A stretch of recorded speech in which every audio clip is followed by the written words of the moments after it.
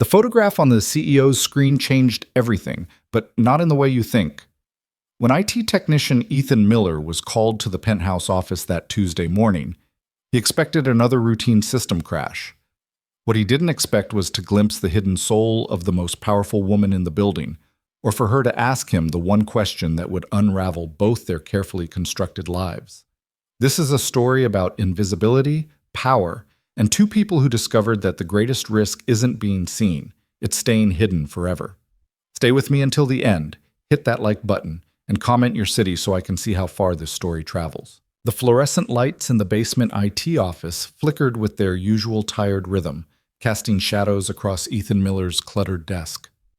At 34, he'd grown accustomed to the hum of servers and the perpetual chill of the climate-controlled room.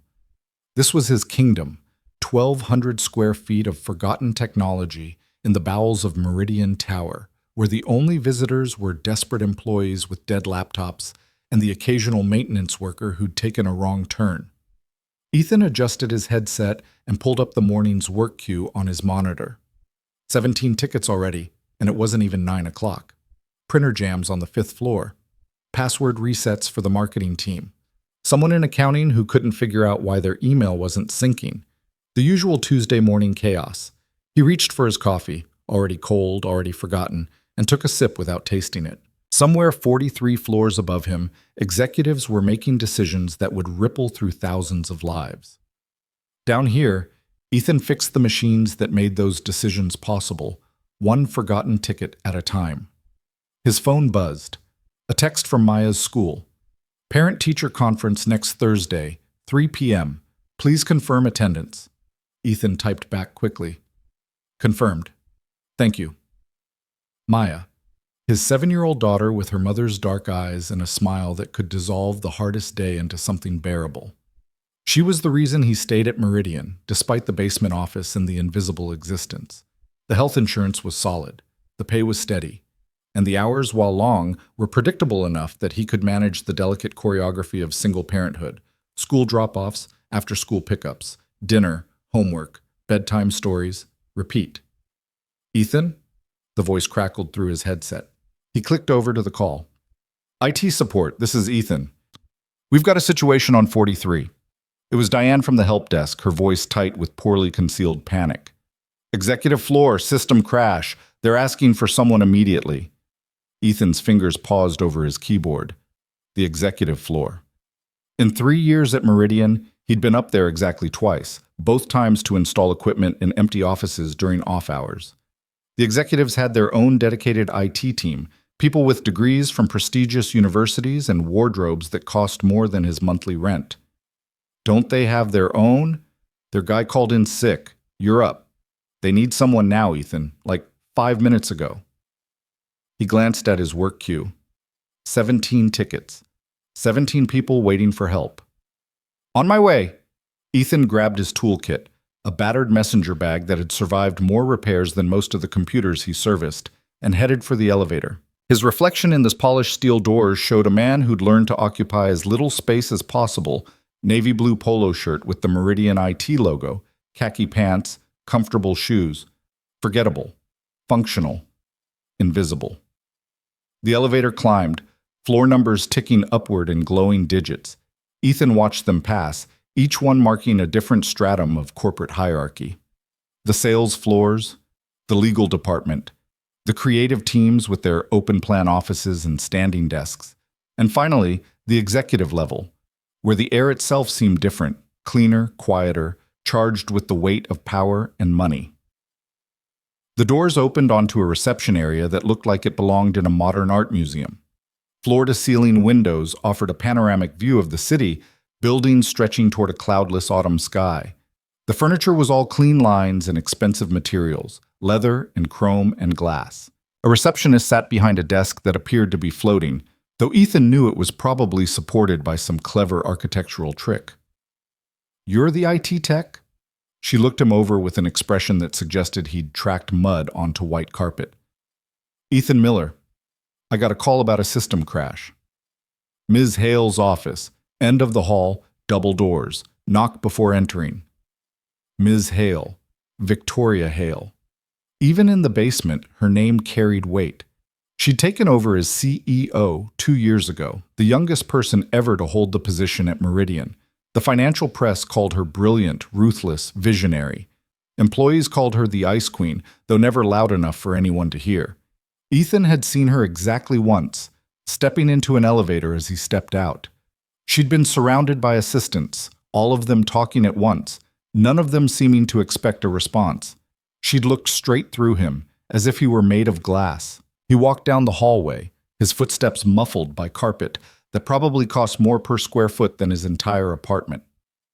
Corporate portraits lined the walls, former CEOs staring down with expressions of permanent confidence. At the end of the hall, the double doors stood closed, dark wood polished to a mirror shine. Ethan knocked. Twice. Firm, but not aggressive. "Come in." The voice was crisp, precise, every syllable articulated with the clarity of someone who expected to be heard the first time. Ethan pushed open the door and stepped into Victoria Hale's office. The space was enormous, easily the size of 4 basement IT offices, the same floor-to-ceiling windows, the same impossible view. But where the reception area had been all sharp edges and modern design, this office had a different quality, controlled, minimal, almost austere. A desk that looked hand-carved from a single piece of dark wood, 2 chairs positioned for meetings that probably decided the fate of entire divisions. And behind the desk, Victoria Hale herself, staring at a computer screen with an expression of barely contained frustration. "Are you the technician?" "Yes, ma'am, Ethan Miller." She didn't look up. "The system crashed during a video conference with our Singapore office. I need it working again. Now." "I'll take a look." Ethan approached the desk, hyper-aware of every sound, his breathing, his footsteps, the faint rustle of his toolkit. Victoria Hale stood and stepped aside with a fluid motion, her presence filling the space even as she moved away from it. She was taller than he'd realized, dressed in a charcoal suit that probably cost more than his car. Her dark hair was pulled back in a style that managed to be both severe and elegant. Everything about her suggested control, from her posture to the way she held her silence. Ethan set down his toolkit and examined the computer. The screen was frozen on a loading icon, the cursor spinning endlessly. He tried the usual keyboard shortcuts. Nothing. The system was locked solid. "I'm going to need to force a restart," he said. "You'll lose anything that wasn't saved." "The documents are cloud synced. Do what you need to do." He powered down the machine, counting slowly to 10 before restarting it. The corporate logo appeared, followed by the login screen. So far, so good. Ethan logged in using the administrative credentials and began running diagnostics. Behind him, Victoria Hale's phone buzzed. She answered with a clipped "Hale" and launched into a conversation about quarterly projections and market positioning. Her voice was different on the phone, sharper, faster, every word a small declaration of authority. Ethan focused on the screen, scrolling through error logs and system reports. The computer was high-end, maintained by people who knew what they were doing. Whatever had caused the crash wasn't immediately obvious. He pulled up the activity monitor and started tracing the problem backward, minute by minute. "Tell them that's unacceptable," Victoria was saying.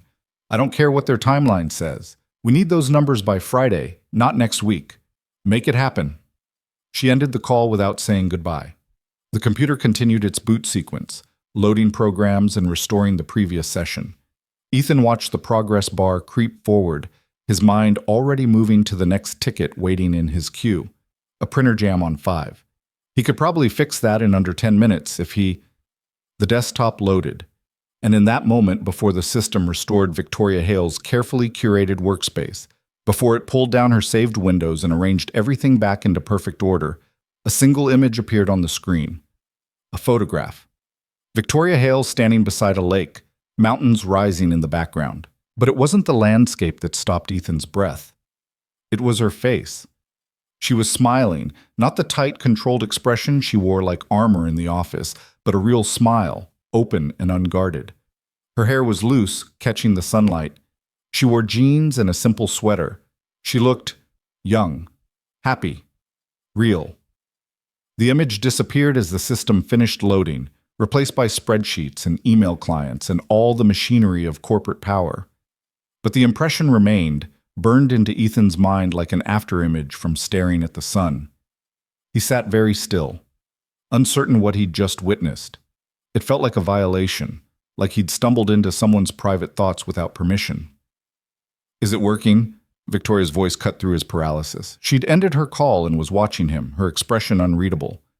Yes, ma'am. System's back online. I'm just running a final diagnostic to make sure. What did you see? The question landed between them like a stone dropped into still water. Ethan's mouth went dry. I'm sorry? On the screen, just now. What did you see? He could lie. Should lie. Tell her he hadn't noticed anything, that he'd been focused on the technical diagnostics, that he respected her privacy. It would be easy, safe. It would maintain the distance that existed between someone like him and someone like her. But something in the way she asked the question, the careful steadiness of her voice, the way she stood completely still as if bracing for impact, made him pause. A photograph, he said quietly. You by a lake. And? Victoria took a step closer to the desk, her eyes fixed on him with an intensity that felt almost physical. Ethan could feel his heart rate accelerating, adrenaline sharpening his senses. This was wrong. This conversation shouldn't be happening. He should make an excuse, finish the diagnostic, and retreat back to the basement where he belonged. And what did you think when you saw it? The question hung in the air between them. Outside the windows, the city sprawled in all directions, millions of people moving through their lives, unaware that on the 43rd floor of Meridian Tower, something impossible was happening.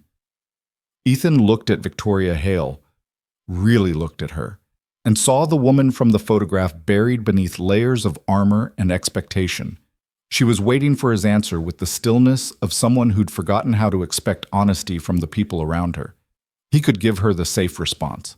The professional response. He could tell her the photograph was lovely, that she looked happy, that it must have been a wonderful trip.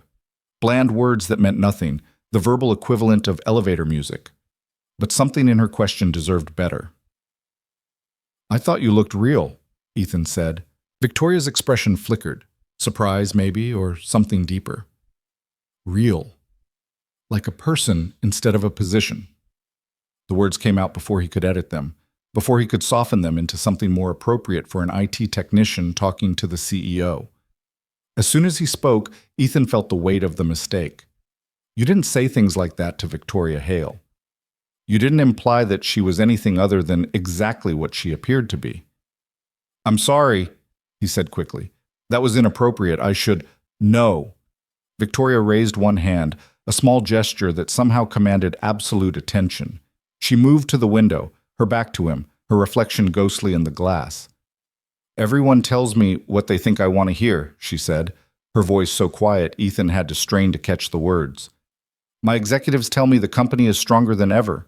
My board tells me I'm doing exactly what needs to be done. My assistants tell me my schedule is perfect, my decisions are flawless, my presentations are brilliant.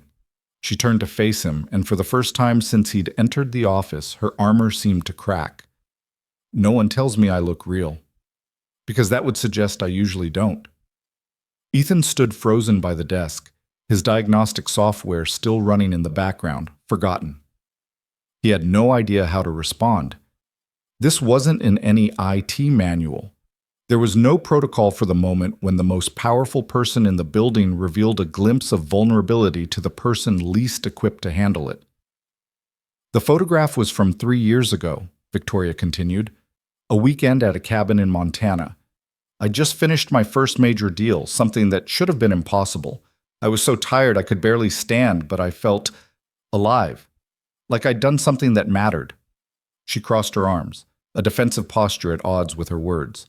I kept that photo on my desktop because I thought it would remind me why I'm doing this, why the long hours and the impossible decisions matter. But I haven't looked at it in months, maybe longer. I'd forgotten it was there. It's a good photo, Ethan offered, aware of how inadequate the words sounded. It's a lie. Victoria's laugh was sharp, brittle. That woman doesn't exist anymore. She got swallowed by quarterly earnings reports and board meetings and strategic planning sessions. Somewhere along the way, I became the position instead of the person. The vulnerability in her voice was devastating precisely because it was so unexpected. Ethan thought about his own life. The basement office, The invisible existence, the constant feeling of being overlooked. He'd spent years feeling unseen, but Victoria Hale was drowning in visibility, surrounded by people who only saw what they needed her to be. I should finish the diagnostic, he said, because he didn't know what else to say. Of course. Victoria straightened, pulling her armor back into place with visible effort. Thank you for your honesty, Mr. Miller. It was unexpected.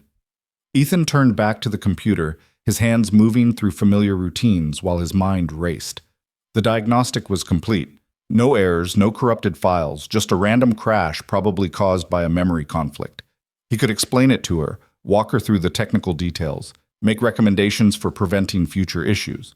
Instead, he saved the log file and stood. Everything's working now.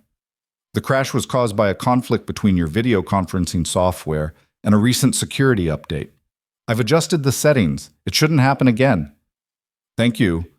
Victoria had moved back to her desk, her posture perfect, her expression controlled. The moment of vulnerability had passed, sealed away like the photograph on her desktop, but Ethan could still see the ghost of it in her eyes. A question she'd asked and received an answer to, even if she wasn't sure what to do with that answer. If you need anything else... Actually, Mr. Miller, Victoria's voice stopped him at the door. Before you go. He turned. She was watching him with that intense focus again, as if trying to solve an equation that didn't quite balance. How long have you worked here? 3 years, in the IT department. And in those 3 years, has anyone from the executive floor ever asked your opinion about anything other than computers? The question was so unexpected that Ethan answered honestly. No, ma'am.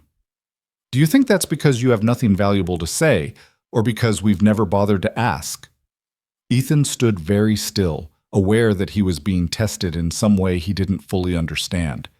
This felt like a trap, though he couldn't see the mechanism. I think, he said carefully, that most people see what they expect to see, and they expect an IT technician to fix computers, not have opinions about anything else.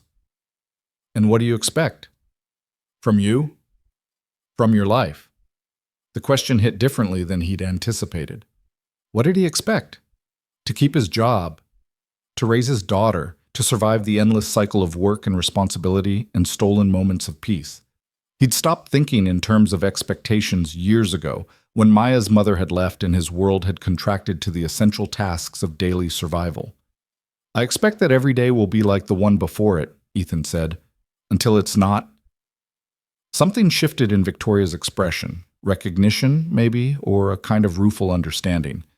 That's the most honest thing anyone said to me in months. She nodded toward the door. You can go, Mr. Miller. Thank you for fixing the system. Ethan picked up his toolkit and left, pulling the door closed behind him with a soft click. The hallway seemed longer than before, the corporate portraits more judgmental. His hands were shaking slightly as he walked back toward the elevator, adrenaline draining from his system and leaving behind a hollow exhaustion. What had just happened? He'd violated every unspoken rule of corporate hierarchy. He'd been inappropriately honest with the CEO. He'd witnessed her vulnerability and responded to it like a human being instead of an employee. Any one of those things could be a career-limiting mistake. All of them together should probably be grounds for immediate termination. The elevator doors opened. Ethan stepped inside, watching the floor numbers descend, 43, 42, 41, each one taking him further from whatever strange moment had occurred in Victoria Hale's office. His phone buzzed, a text from the help desk. How'd it go? Ethan typed back, fixed, heading back down. But as the elevator descended toward the basement and his familiar kingdom of forgotten technology, he couldn't stop thinking about the photograph. Victoria by the lake, smiling like someone who still believed the world held possibility. And then the question that had followed. What did you think when you saw it? Nobody asked questions like that. Nobody with Victoria Hale's power and position invited honesty from people 43 floors below them. It didn't make sense. It violated the natural order of corporate hierarchy, unless she was just as tired of performing as he was of being invisible. The elevator reached the basement. Ethan stepped out into the climate-controlled dimness, back to the humming servers and the flickering fluorescent lights. His desk waited, exactly as he'd left it. His coffee, now ice cold. His work queue, now up to 21 tickets. He sat down, logged back into the system, and pulled up the first ticket. A printer jam on the 5th floor. Simple, mechanical, fixable. But his mind kept returning to the 43rd floor, to the photograph and the question and the impossible conversation that shouldn't have happened. Victoria Hale had shown him something real, and he'd responded with truth instead of professional distance. And now both of them had to live with whatever that meant. Ethan picked up Maya from after-school care at 5:47 p.m., 7 minutes late because of an emergency with the email server. She was waiting in the school library, bent over a book about marine biology, her dark hair falling across her face in a way that made his chest ache with love so fierce it was almost painful. "Hey, Bug." He crouched beside her chair. "Sorry I'm late." Maya looked up, her serious brown eyes fixing on him with the unnerving intensity she'd inherited from her mother. "It's okay. I was reading about octopuses. Did you know they have 3 hearts?" "I did not know that." "It's true." She carefully placed a bookmark, one she'd made herself from construction paper and yarn, between the pages. "Mrs. Chen said I could take it home to finish." They walked to the car through the October twilight, Maya chattering about octopuses and school, and a girl named Emma who'd shared her crackers at snack time. Ethan listened with half his attention, the other half still stuck on the 43rd floor, replaying the conversation that shouldn't have happened. "What did you think when you saw it?" "Dad, are you listening?" Ethan blinked, pulled back to the present. "Sorry, Bug. What did you say?" "I asked if we could have spaghetti for dinner." "Spaghetti sounds perfect." At home, a modest 2-bedroom apartment that overlooked a parking lot and possessed exactly 0 architectural ambition, Ethan moved through the familiar evening routine. Boil water, cook pasta, heat sauce, set the table, help Maya with her homework. Listen to her read aloud from the library book about octopuses and their 3 hearts. "It says here that octopuses can change color to match their surroundings," Maya read, her finger tracing the words on the page. "They do it to hide from predators and to hunt. Isn't that cool?" "Very cool. I wish I could change color. Then I could hide when Mrs. Patterson is being mean." Ethan looked up from the dishes he was washing. "Is Mrs. Patterson being mean to you?" Maya shrugged, a gesture she'd perfected in the past year, all casual dismissal concealing whatever she was really feeling. "Not mean, exactly, just she talks really loud and gets mad if you don't understand something the first time. Emma says she's just stressed because her husband is sick, but it still makes my stomach hurt." The casual way his daughter revealed these small cruelties broke something in Ethan's chest. He dried his hands and sat down beside her at the kitchen table. "You know it's okay to tell me when things are hard, right? Even small things." "I know." Maya closed the book and looked at him with those serious eyes. "But you already have lots of hard things. You work all the time and you're always tired. I don't want to make it worse." 7 years old and already trying to protect him from the weight of the world. Ethan pulled her into a hug, breathing in the smell of her shampoo and the faint scent of playground dirt that clung to her clothes. "You could never make it worse, Bug. You're the best part of my day. Always. Even when I spilled juice on your laptop? Even then." She giggled, the sound bright and perfect against the quiet apartment. After a moment, she pulled back and looked at him seriously. "Dad? Do you like your job?" The question caught him off guard. "Why do you ask?" "Because you always look sad when you come home. Not sad like crying, but sad like—" She struggled for the words. "Like you're tired of being tired." Ethan sat back, stunned by his daughter's perception. How long had she been noticing? How many evenings had he come through that door wearing his exhaustion like a second skin, thinking he was hiding it well enough? "My job is fine," he said carefully. "It's just, sometimes work is complicated." "Because people don't see you?" He stared at her. What? That's what you told Ms. Garcia at the parent thing last year. You said you felt invisible. I wasn't supposed to hear, but I was waiting outside the door." Maya picked at the edge of her book. "I know what invisible feels like. Sometimes at school, I raise my hand and the teacher doesn't call on me. Like I'm not even there." Ethan felt something crack open in his chest. This was what they'd come to. A single father and his too perceptive daughter, both of them learning to navigate a world that had perfected the art of looking past them. "You are never invisible to me," he said fiercely. "Never. You're the most important person in the world." "I know." Maya smiled, though it didn't quite reach her eyes. "But you're important too, Dad. Someone should see that." Later, after Maya had been tucked into bed with her octopus book and a promise that they'd go to the aquarium soon, Ethan sat alone in the living room with his laptop. The apartment was quiet, except for the distant hum of traffic and the occasional creak of the building settling. He should be working on his professional development coursework, or updating his resume, just in case, or doing any of the 1,000 small tasks that accumulated in the margins of daily life. Instead, he found himself thinking about Victoria Hale's question, "What did you think when you saw it?" And his answer, "I thought you looked real." It had been the truth, but it had also been dangerous, a moment of honesty that violated every unspoken rule of how people like him were supposed to interact with people like her. He was the IT guy. His job was to fix problems and disappear, not to have opinions about the CEO's private photographs. Ethan closed his laptop and rubbed his eyes. Tomorrow he'd go back to work and pretend the conversation had never happened. Victoria Hale would return to being the untouchable executive, and he'd return to being the invisible technician in the basement. The natural order would be restored. But even as he told himself this, Ethan knew something had changed.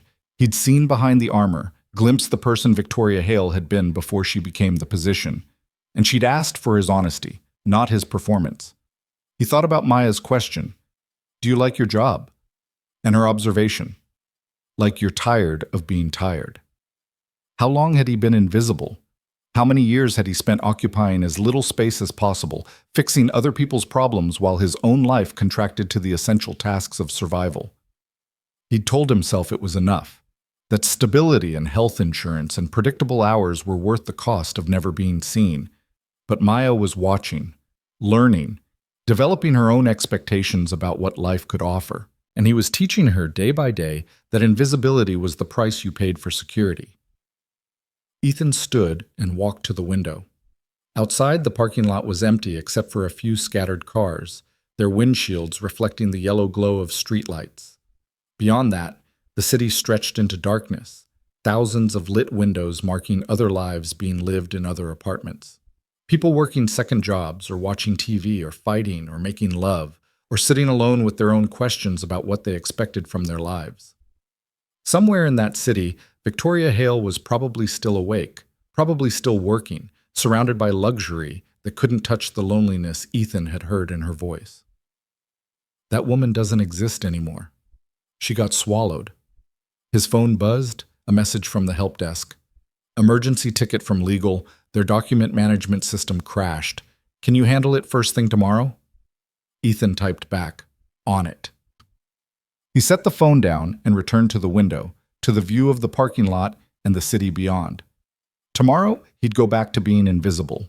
He'd fix computers and reset passwords and maintain the systems that kept Meridian Tower running. He'd be professional and efficient and forgettable. But something had shifted.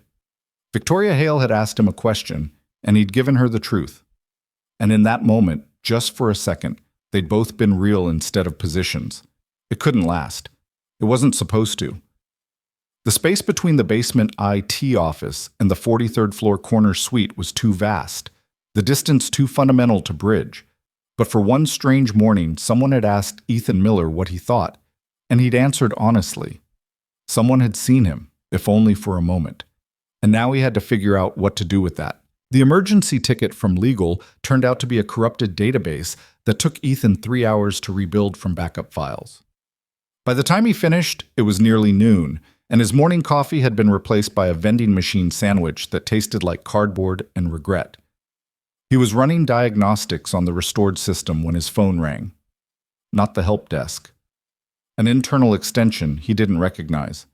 "This is Ethan." "Mr. Miller, this is Jennifer Park, executive assistant to Ms. Hale. She'd like to see you in her office at 2 o'clock today." The sandwich turned to lead in Ethan's stomach. "Is there a technical issue?" "Not that I'm aware of. She simply requested your presence. Will 2 o'clock work for your schedule?" It wasn't really a question. When the CEO requested your presence, your schedule became instantly flexible. Yes, of course. Excellent. I'll let Ms. Hale know to expect you. The line went dead before Ethan could respond. He set down his phone and stared at the computer screen, seeing nothing. This was it. Whatever fragile boundary he'd crossed yesterday was about to snap back with consequences. Victoria Hale had probably spent the night regretting her moment of vulnerability, and now she needed to reassert the proper distance between CEO and IT technician. He should have lied about the photograph, should have pretended he hadn't seen it, or given her some bland corporate speak about professionalism and privacy. Instead, he told her she looked real, like that was an appropriate thing to say to the most powerful person in the building. Ethan pulled up his work queue and tried to focus. A printer jam on 12. Password reset for someone in HR. A monitor that wouldn't sync properly. Simple problems with simple solutions. But his mind kept drifting to 2 o'clock, to the meeting that would either be nothing or everything. At 1:45, he packed up his toolkit and headed for the elevator, his mouth dry and his heart beating too fast. The ride to the 43rd floor felt longer this time, each floor a small eternity. When the doors opened onto the executive reception area, Jennifer Park was waiting. She was younger than Ethan had expected, maybe 30, with sharp eyes and the kind of polished efficiency that came from managing impossible schedules and even more impossible personalities. "Mr. Miller, right on time." She gestured toward the familiar double doors. "Miss Hale is finishing a call. She'll be with you in a moment." Ethan nodded, not trusting his voice. He stood in the reception area, hyper-aware of his wrinkled polo shirt and his scuffed shoes, feeling like an actor who'd wandered onto the wrong stage. Through the windows, the city sprawled in afternoon sunlight, oblivious to the small drama unfolding on the 43rd floor. The double doors opened. Victoria Hale stood framed in the doorway, dressed in a navy suit that probably cost more than 3 months of Ethan's rent. Her expression was unreadable. "Mr. Miller, thank you for coming. Please, come in." He followed her into the office, his toolkit feeling heavier with each step. Victoria gestured to one of the chairs positioned near her desk, not for meetings exactly, but for conversations that required less formality than the conference table in the corner. "Please, sit." Ethan sat, gripping his toolkit like a shield. Victoria took the chair across from him, a small coffee table between them. For a moment, neither of them spoke. The silence stretched, filled only by the muffled sounds of the city beyond the windows. "I've been thinking about our conversation yesterday," Victoria said finally.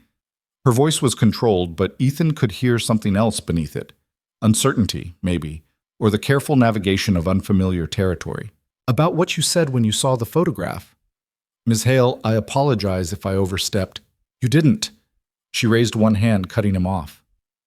"That's not why I asked you here. I asked you here because I want to understand something." She leaned forward slightly, her eyes fixed on him with that same intense focus from yesterday. "When I asked what you thought, you could have said anything. You could have given me a polite compliment or deflected with some technical observation, but instead you told me I looked real, like a person instead of a position." Victoria paused. Why? Ethan felt trapped between honesty and self-preservation. Every instinct screamed at him to retreat into professional distance, to give her the safe answer that would let them both pretend yesterday had never happened.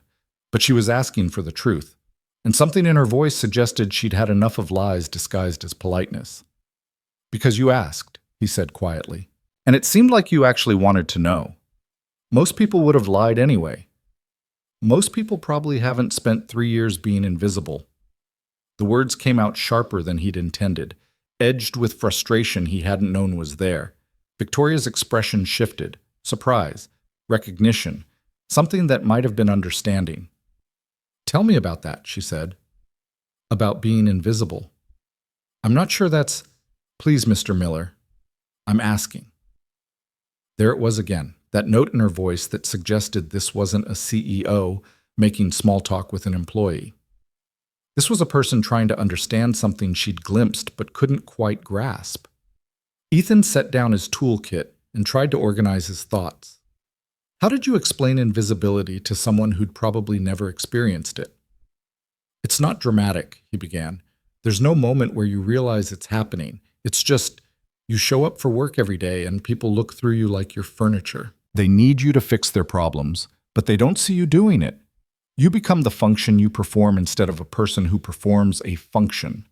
He paused, trying to gauge whether she was really listening or just being polite. But Victoria's attention was absolute, her focus unwavering. After a while, you start to disappear even to yourself, Ethan continued. You stop having opinions about anything that isn't technical. You stop expecting anyone to ask what you think or how you're doing. You learn to occupy as little space as possible because that's what people expect from someone in your position. And yesterday, Victoria's voice was soft, when I asked what you thought. It surprised me. People like you don't ask people like me for opinions about anything except computers. People like me. Victoria leaned back in her chair, a bitter smile touching her lips. And what am I like, Mr. Miller? It was another trap, but Ethan was already too far in to retreat now. Powerful, he said. Successful. Surrounded by people who tell you what they think you want to hear. Isolated in ways you probably don't even recognize anymore. The words hung between them, too honest, too raw. Ethan waited for the professional consequences, for Victoria to remember who she was and who he was, and the vast distance between those positions. Instead, she laughed. Not the polished sound of executive amusement, but something genuine and startled, as if his honesty had caught her completely off guard. I have 17 people who report directly to me, Victoria said. Hundreds more who report to them. Every morning, I receive briefings on every major decision happening across the company. I'm copied on thousands of emails. I attend meetings from 7 in the morning until 8 at night. I am surrounded constantly by people and voices and demands. She stood and walked to the window, her silhouette sharp against the afternoon light. And I am more alone than I have ever been in my life. The confession settled into the space between them, heavy and undeniable. Ethan remained in his chair, uncertain whether he should respond or simply let the moment exist. Do you know what happened after you left yesterday? Victoria continued, still facing the window. I sat at this desk for 20 minutes, trying to remember the last time someone spoke to me like I was a human being instead of a title. I couldn't. Every conversation I have is carefully calibrated. People agree with me or they disagree strategically. They laugh at my jokes whether they're funny or not. They ask my opinion and then shape their responses based on what they think I want to hear. She turned to face him, and Ethan saw the same vulnerability from yesterday, though more deliberate this time, more controlled. But you told me I looked real, and when I asked you to explain, you didn't soften it or package it in corporate language. You just told me the truth. I probably shouldn't have. Probably not. Victoria's smile was rueful. But I've been thinking about why you did. And I think it's because you understand something about invisibility that most people don't. What's that? That it goes both ways. You're invisible because people look through you. I'm invisible because people only see what I represent. Neither of us is actually being seen. The observation landed with the force of recognition. Ethan had spent 3 years feeling overlooked, relegated to the margins of corporate life. But Victoria Hale was drowning in attention that never quite reached her, surrounded by people who saw only the position she held, different forms of the same isolation. When I took this job, Victoria said, returning to her chair, I thought it would be the culmination of everything I'd worked for. And in many ways, it is. I have influence, resources, the ability to make decisions that affect thousands of people. But somewhere in the process of becoming this, she gestured at the office, at herself, at the whole apparatus of executive power. I lost the ability to have a simple, honest conversation with another human being. That seems like a high price to pay. It is. And I didn't even realize I was paying it until you looked at a photograph and told me I seemed real, past tense, like that person was gone. Ethan wanted to tell her she was wrong, that the woman in the photograph still existed somewhere beneath the armor. But he'd learned enough about Victoria Hale in the past 24 hours to know she wouldn't accept easy reassurance. Can I ask you something? He said instead. Please. Why am I here? Not the philosophical question, just, why did you call me back to your office? Victoria was quiet for a moment, considering her answer with the same care she'd probably used for multi-million-dollar decisions. Because I want to know if it's possible to have an honest conversation, one where neither of us is performing our assigned roles, where you're not the invisible IT technician and I'm not the untouchable CEO, where we're just two people trying to understand something difficult. That sounds dangerous. It probably is. Victoria's smile was small but genuine. But I've spent 2 years making safe choices, surrounding myself with safe people, having safe conversations, and I've never been more miserable. The admission seemed to cost her something. Ethan could see the effort it took to maintain eye contact, to resist the urge to retreat back into the armor of executive control. So I'm asking, Victoria continued, can we try? Can we have one conversation where we both tell the truth, even if it's uncomfortable? Every rational part of Ethan's mind screamed that this was a terrible idea, that honesty between a CEO and an IT technician could only end badly, that he should make an excuse, retreat to the basement, and pretend this whole strange interlude had never happened. But Maya's words echoed in his memory. Someone should see you. And Victoria was offering exactly that, the chance to be seen, the risk of being honest. Okay, Ethan said. What do you want to talk about? Victoria seemed surprised by his agreement, as if she'd expected him to refuse. She was quiet for a moment, organizing her thoughts. Tell me about your daughter. The question caught Ethan completely off guard. How did you know? Your phone background. I noticed it yesterday when you were working on the computer. A little girl with dark hair holding what looks like a stuffed octopus. Squid, actually. She's very specific about the difference. Ethan felt a smile tugging at his lips despite everything. Her name is Maya. She's 7, and she's smarter than I'll ever be. You're raising her alone? Her mother left when Maya was 2, said she wasn't ready for this kind of life. The responsibility, the routine, the endless tiny sacrifices. I haven't heard from her in 4 years. Victoria nodded slowly, processing this information. That must be incredibly difficult. Some days more than others. Ethan surprised himself with his honesty. Most days it's just life. I get up, I take her to school, I work, I pick her up, we have dinner, we do homework, I read her a story, and we do it all again the next day. It's not dramatic, it's just relentless. But you love her. More than anything in the world. She's the reason I stay at jobs I hate and work hours that exhaust me and accept being invisible. Because it's stable, predictable, safe.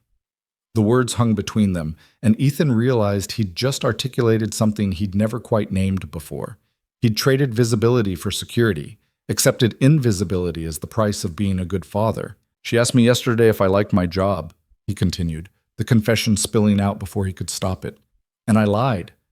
Told her it was fine, but she saw through it. She said I always looked tired of being tired. Victoria's expression shifted. Pain, recognition, something that looked like shared understanding. 7 years old and already learning that parents lie to protect their children from uncomfortable truths. Yeah, Ethan rubbed his face. I don't want her to learn that. I don't want her to think that this is all life offers. But I don't know how to teach her anything different when I'm barely keeping my head above water. What would you do differently? If you could? The question was simple, but the answer felt impossible. Ethan had spent so long focused on survival that he'd stopped thinking in terms of possibilities. I don't know, he admitted.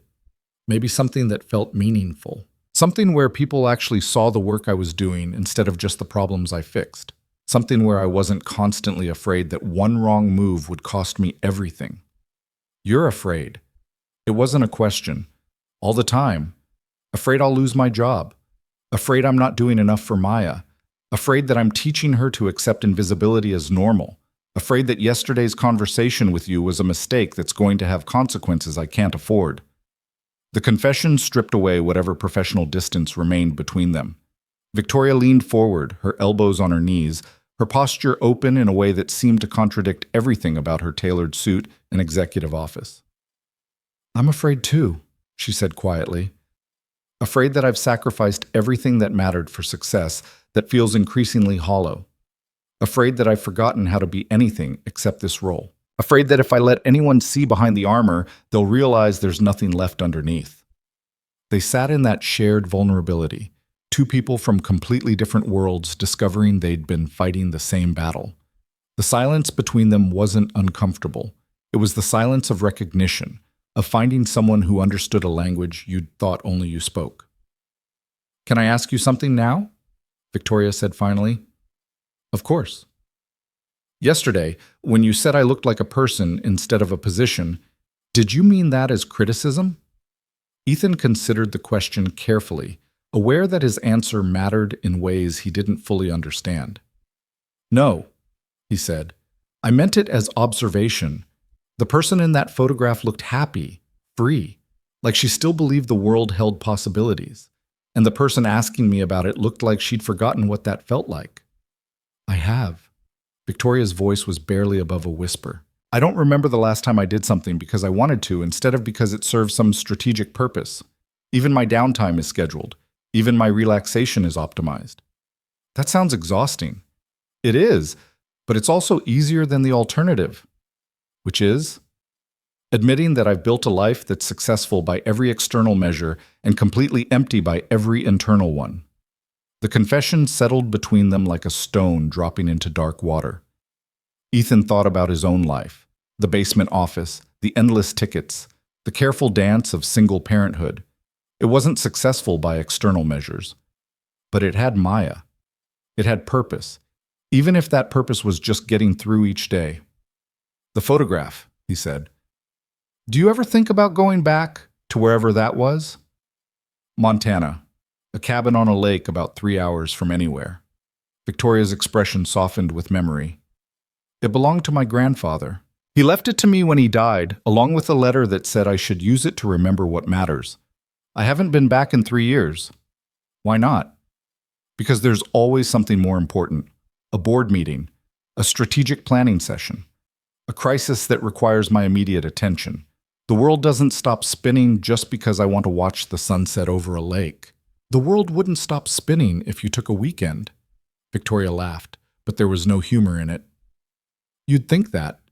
But I've built a culture where the CEO is always available, always working, always 3 steps ahead of everyone else. If I suddenly took a weekend at a cabin, people would think something was wrong. They'd panic.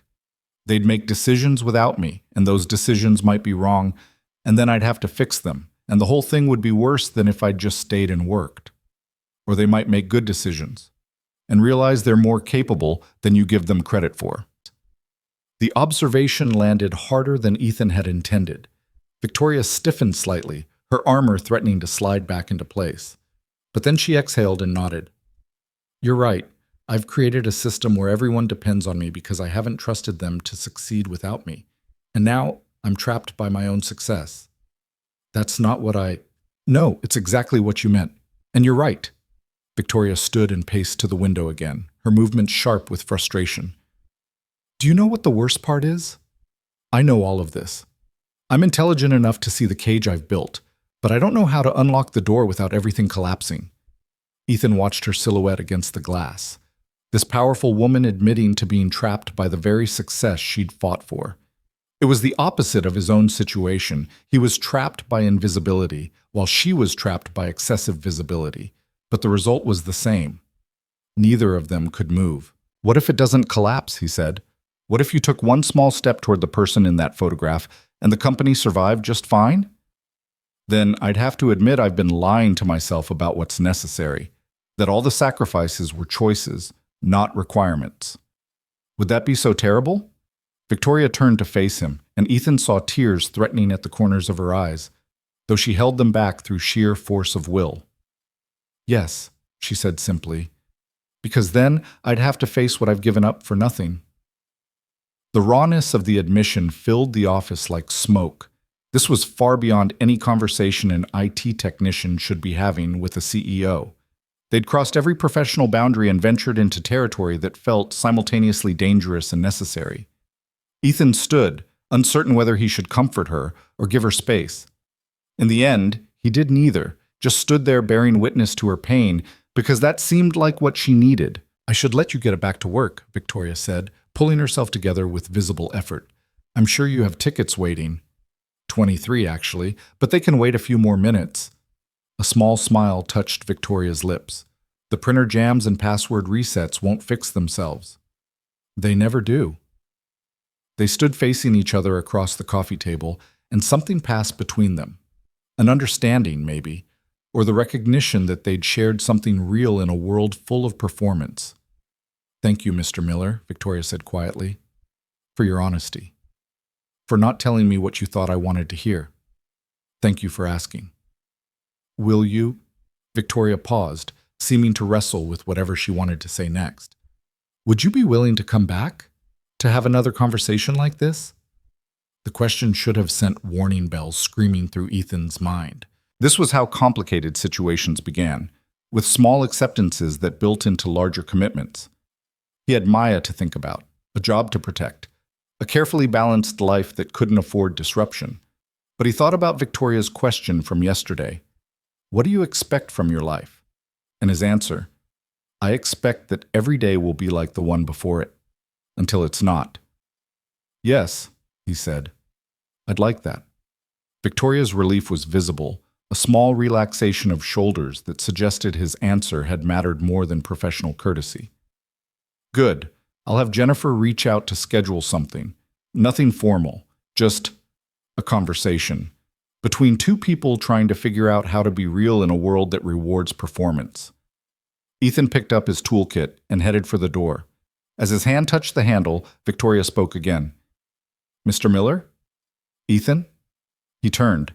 She'd used his first name for the first time, and it felt like crossing yet another boundary. "Your daughter is lucky to have you. I hope you know that." The unexpected kindness hit Ethan squarely in the chest. He nodded, not trusting his voice, and left the office before the emotion could overwhelm him. In the elevator, descending back toward the basement and his familiar kingdom of forgotten technology, Ethan felt something shifting inside himself. Victoria Hale had asked for his honesty, and he'd given it. She'd shared her own vulnerability in return. And somehow, in that exchange, they'd both become a little more real. His phone buzzed, a message from Jennifer Park. "Ms. Hale would like to schedule another meeting next Tuesday at 2 p.m. Please confirm availability." Ethan stared at the message, his finger hovering over the reply. This was the moment to stop, to politely decline and retreat to the safety of invisibility, to protect himself and Maya from whatever complicated situation was developing. Instead, he typed, "Confirmed. I'll be there." The elevator reached the basement. The doors opened onto fluorescent lights and humming servers and the familiar landscape of his invisible existence. But something had changed. Ethan couldn't name it exactly, couldn't point to what was different, but for the first time in 3 years, he felt like someone saw him, and he'd agreed to let that continue, whatever the consequences. The weekend passed in its usual rhythm of grocery shopping and laundry and Maya's endless questions about marine biology, but Ethan couldn't stop thinking about Tuesday, about what another conversation with Victoria Hale might mean, and what he was risking by agreeing to it. Saturday afternoon found him at the park, watching Maya navigate the climbing structure with the fearless determination she brought to everything. She'd made it to the top platform when another girl appeared, Emma, the one who'd shared crackers at school. They were deep in conversation about something, their heads bent together in the conspiracy of childhood friendship. Ethan pulled out his phone and scrolled through his messages, stopping on the confirmation from Jennifer Park. 2 o'clock Tuesday. Another meeting that wasn't about computers or technical problems. Another conversation that had no clear purpose except honesty. "Dad, watch this." Maya was hanging upside down from the monkey bars, her face bright with achievement. Ethan's heart lurched with the familiar terror of parenthood, the certainty that she'd fall, get hurt, need him in ways he couldn't fully provide. But she held on, strong and steady, laughing at his worried expression. "Very impressive, Bug, but maybe not quite so high." She dropped down safely and ran over, Emma trailing behind. "Dad, can Emma come over for dinner? Her mom says it's okay if it's okay with you." Ethan looked up to see a woman approaching from the bench area, Emma's mother, presumably, with kind eyes and an apologetic smile. "I'm Sarah Chen," she said, extending her hand. Emma's been talking about Maya non-stop. Apparently they're planning to become marine biologists together. "Ethan Miller, and yes, dinner would be great." The words came out automatically, the social script of parenthood. But as Sarah Chen smiled and started discussing pickup times, Ethan felt the weight of his carefully constructed routine. Dinner meant cooking for 3 instead of 2. It meant entertaining, being present, performing the role of capable single father. It meant energy he wasn't sure he had after a week of basement IT work and impossible conversations on the 43rd floor. But Maya's face was so hopeful, so bright with the prospect of friendship, that he couldn't say no. That evening, with Emma at their small kitchen table and both girls giggling over spaghetti, Ethan caught a glimpse of what Maya's life could be. Friends, normalcy. The kind of childhood that wasn't defined by her father's exhaustion and her own too early understanding of limitation. "Mr. Miller?" Emma was looking at him with serious eyes. "Maya says you work with computers. Do you know how to hack things?" "Emma!" Maya's face flushed.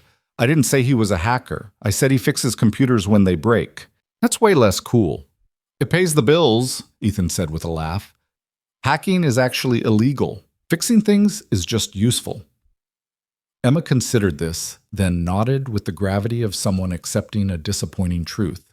The conversation moved on to school and teachers and the unfairness of bedtimes, and Ethan let himself fade into the background, watching his daughter be a normal 7-year-old with a normal friend. Later, after Emma had been picked up and Maya was in bed with her marine biology book, Ethan sat alone in the living room with his laptop. He'd meant to work on his professional development coursework, but instead found himself staring at the Meridian corporate directory, Victoria Hale's name and title jumping out from the executive page. Chief Executive Officer, the untouchable position at the top of the organizational chart. And yet, 3 days ago, she'd sat across from him and admitted to being afraid, to feeling trapped by her own success, to wanting one honest conversation in a world full of performance. Ethan closed the laptop and rubbed his eyes. What was he doing? Getting involved in whatever this was, these conversations that had no name and no clear purpose, was dangerous. Victoria Hale lived in a different world, operated by different rules. One wrong move, one misinterpreted moment, and he could lose everything he'd worked for. But he'd already confirmed Tuesday's meeting, already agreed to continue whatever strange connection had formed between the invisible IT technician and the isolated CEO. His phone buzzed. A text from an unknown number. "This is Victoria. I got your personal number from HR. I hope that's okay. I wanted to say thank you again for yesterday, for your honesty. It meant more than you probably realize." Ethan stared at the message, his heart rate accelerating. The CEO of Meridian Corporation had just texted him, personally, outside of work hours. This was either incredibly inappropriate or incredibly significant, and he wasn't sure which possibility frightened him more. He typed back carefully. "It was just the truth, but you're welcome." The response came quickly. "Just the truth is rarer than you think. I'm looking forward to Tuesday." Ethan set down his phone and tried to slow his breathing. This was happening. Whatever this was, it was real and ongoing and completely outside the bounds of normal corporate interaction. Monday morning brought a new crisis. The entire email system crashed at 6:47 a.m., leaving 3,000 employees unable to access their messages. Ethan spent 4 hours tracking down the problem to a failed server update, working alongside the senior IT team who normally operated in a completely different sphere from his basement kingdom. "Nice work, Miller," said Derek Chen, the IT director, as the system finally came back online. "How'd you know to check the authentication protocols?"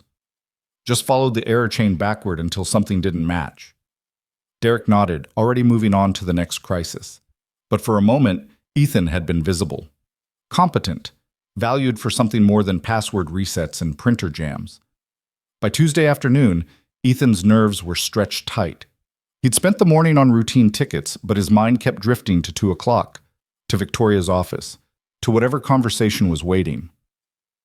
At 1:55, he locked his computer and headed for the elevator. This time, the ride to the 43rd floor felt different.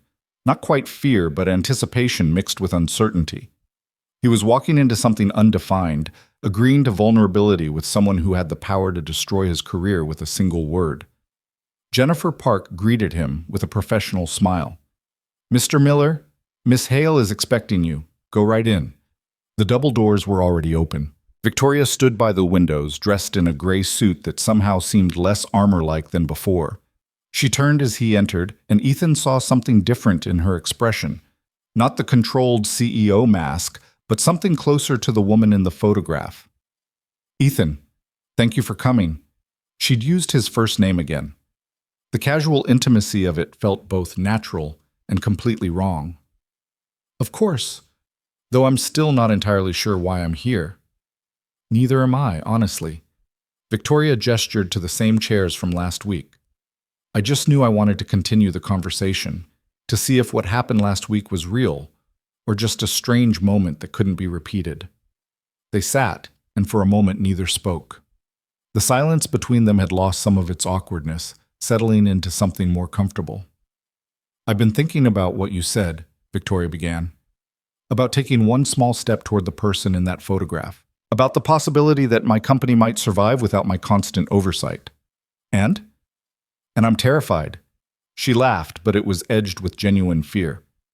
For 2 years, I've built my entire identity around being indispensable. If I'm not indispensable, then what am I? A person who happens to run a company instead of a company that happens to employ a person. Victoria absorbed this, her fingers tracing patterns on the arm of her chair. That's a significant distinction. It's the difference between the photograph and the office. You keep coming back to that photograph. Because it matters. Ethan leaned forward, surprised by his own certainty. That woman by the lake, she looked happy. Free. Like she had a life outside of quarterly earnings and board meetings.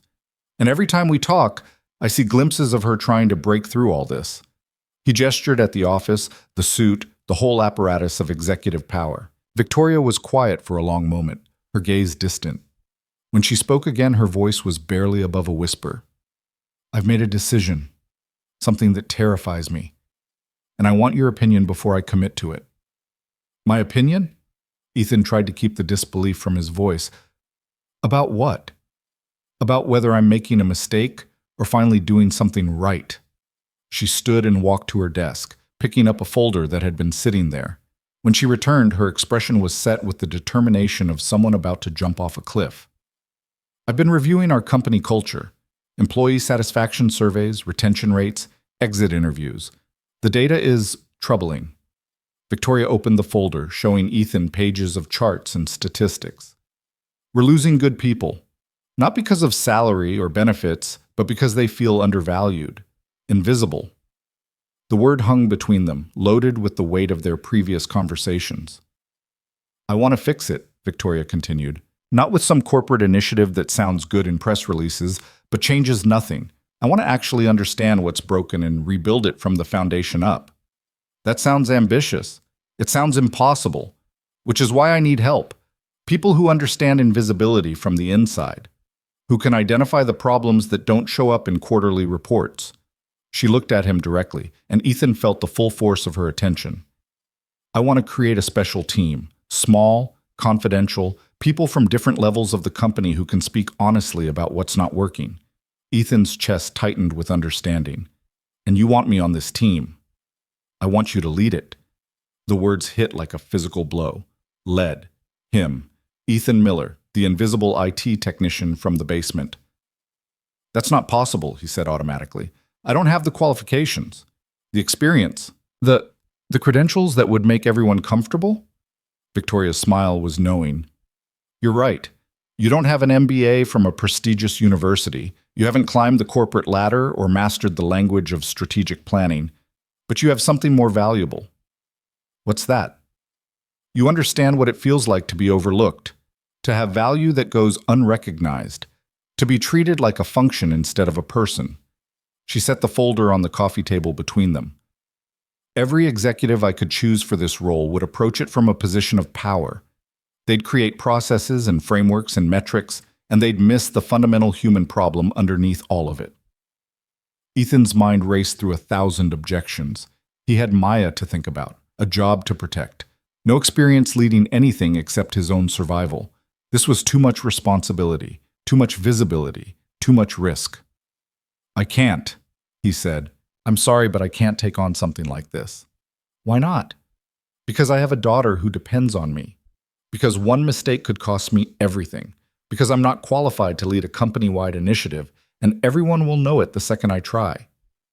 Victoria nodded slowly, as if she'd expected exactly this response. Can I tell you what I see when I look at you, Ethan? He didn't answer, just waited for whatever observation she'd formed. I see someone who's been managing impossible complexity for years. You're a single parent, which means you're already leading, making decisions, solving problems, adapting to constant change. You work in IT, which means you understand systems and how they break. And you've survived 3 years of invisibility without becoming bitter or checked out, which means you have resilience most people only pretend to have. That's not the same as leading a corporate initiative. No, it's better, because you'll approach it with empathy instead of ego. You'll listen to people who've been invisible instead of just theorizing about engagement metrics. Ethan stood and walked to the window, needing distance from Victoria's intensity. Below, the city moved through its Tuesday afternoon rhythm, oblivious to the impossible choice being offered on the 43rd floor. What would this actually involve, he asked, still facing the window.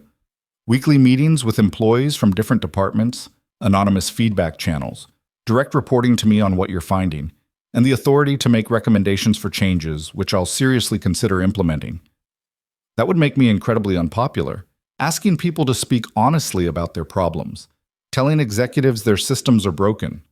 Almost certainly, which is another reason you're the right choice. You're not trying to climb the corporate ladder, so you don't have to worry about protecting relationships with people who might promote you. Ethan turned to face her. You're asking me to become visible, after 3 years of being invisible. Do you understand how terrifying that is? Yes. Victoria's voice was soft but certain. Because I'm asking myself to do the same thing, to admit that I've created systems that hurt people, to actually listen instead of just managing, to become human again instead of just being the CEO. They stood on opposite sides of the coffee table, two people from completely different worlds considering the same impossible leap. If I say yes, Ethan said carefully, what happens to my current job? You'd keep your position in IT. This would be additional responsibility, maybe 10 hours a week, with additional compensation to match. And if it fails, if I can't do what you're asking, then we learn something valuable and try a different approach. I'm not asking you to be perfect, Ethan. I'm asking you to be honest, to bring that same unfiltered perspective you've given me to a broader audience. Ethan thought about Maya, about the parent-teacher conference next week, and the bills that never stopped coming, and the careful balance he'd maintained for 3 years. This opportunity could disrupt everything, could expose him to scrutiny and criticism and the possibility of failure. But it could also be something more, something better, a chance to be seen for who he actually was instead of just the function he performed. I need time to think about it, he said finally. Of course, take until Friday. Talk to Maya about it if you want. Consider all the angles. Victoria paused, then added, But Ethan, whatever you decide, I want you to know that these conversations we've been having, they've already changed something for me. You've reminded me that it's possible to be real in a world that rewards performance. You've done the same for me. The admission surprised them both. Victoria smiled, and for a moment Ethan saw the woman from the photograph clearly, not buried under armor, but present and visible and real. Good, she said.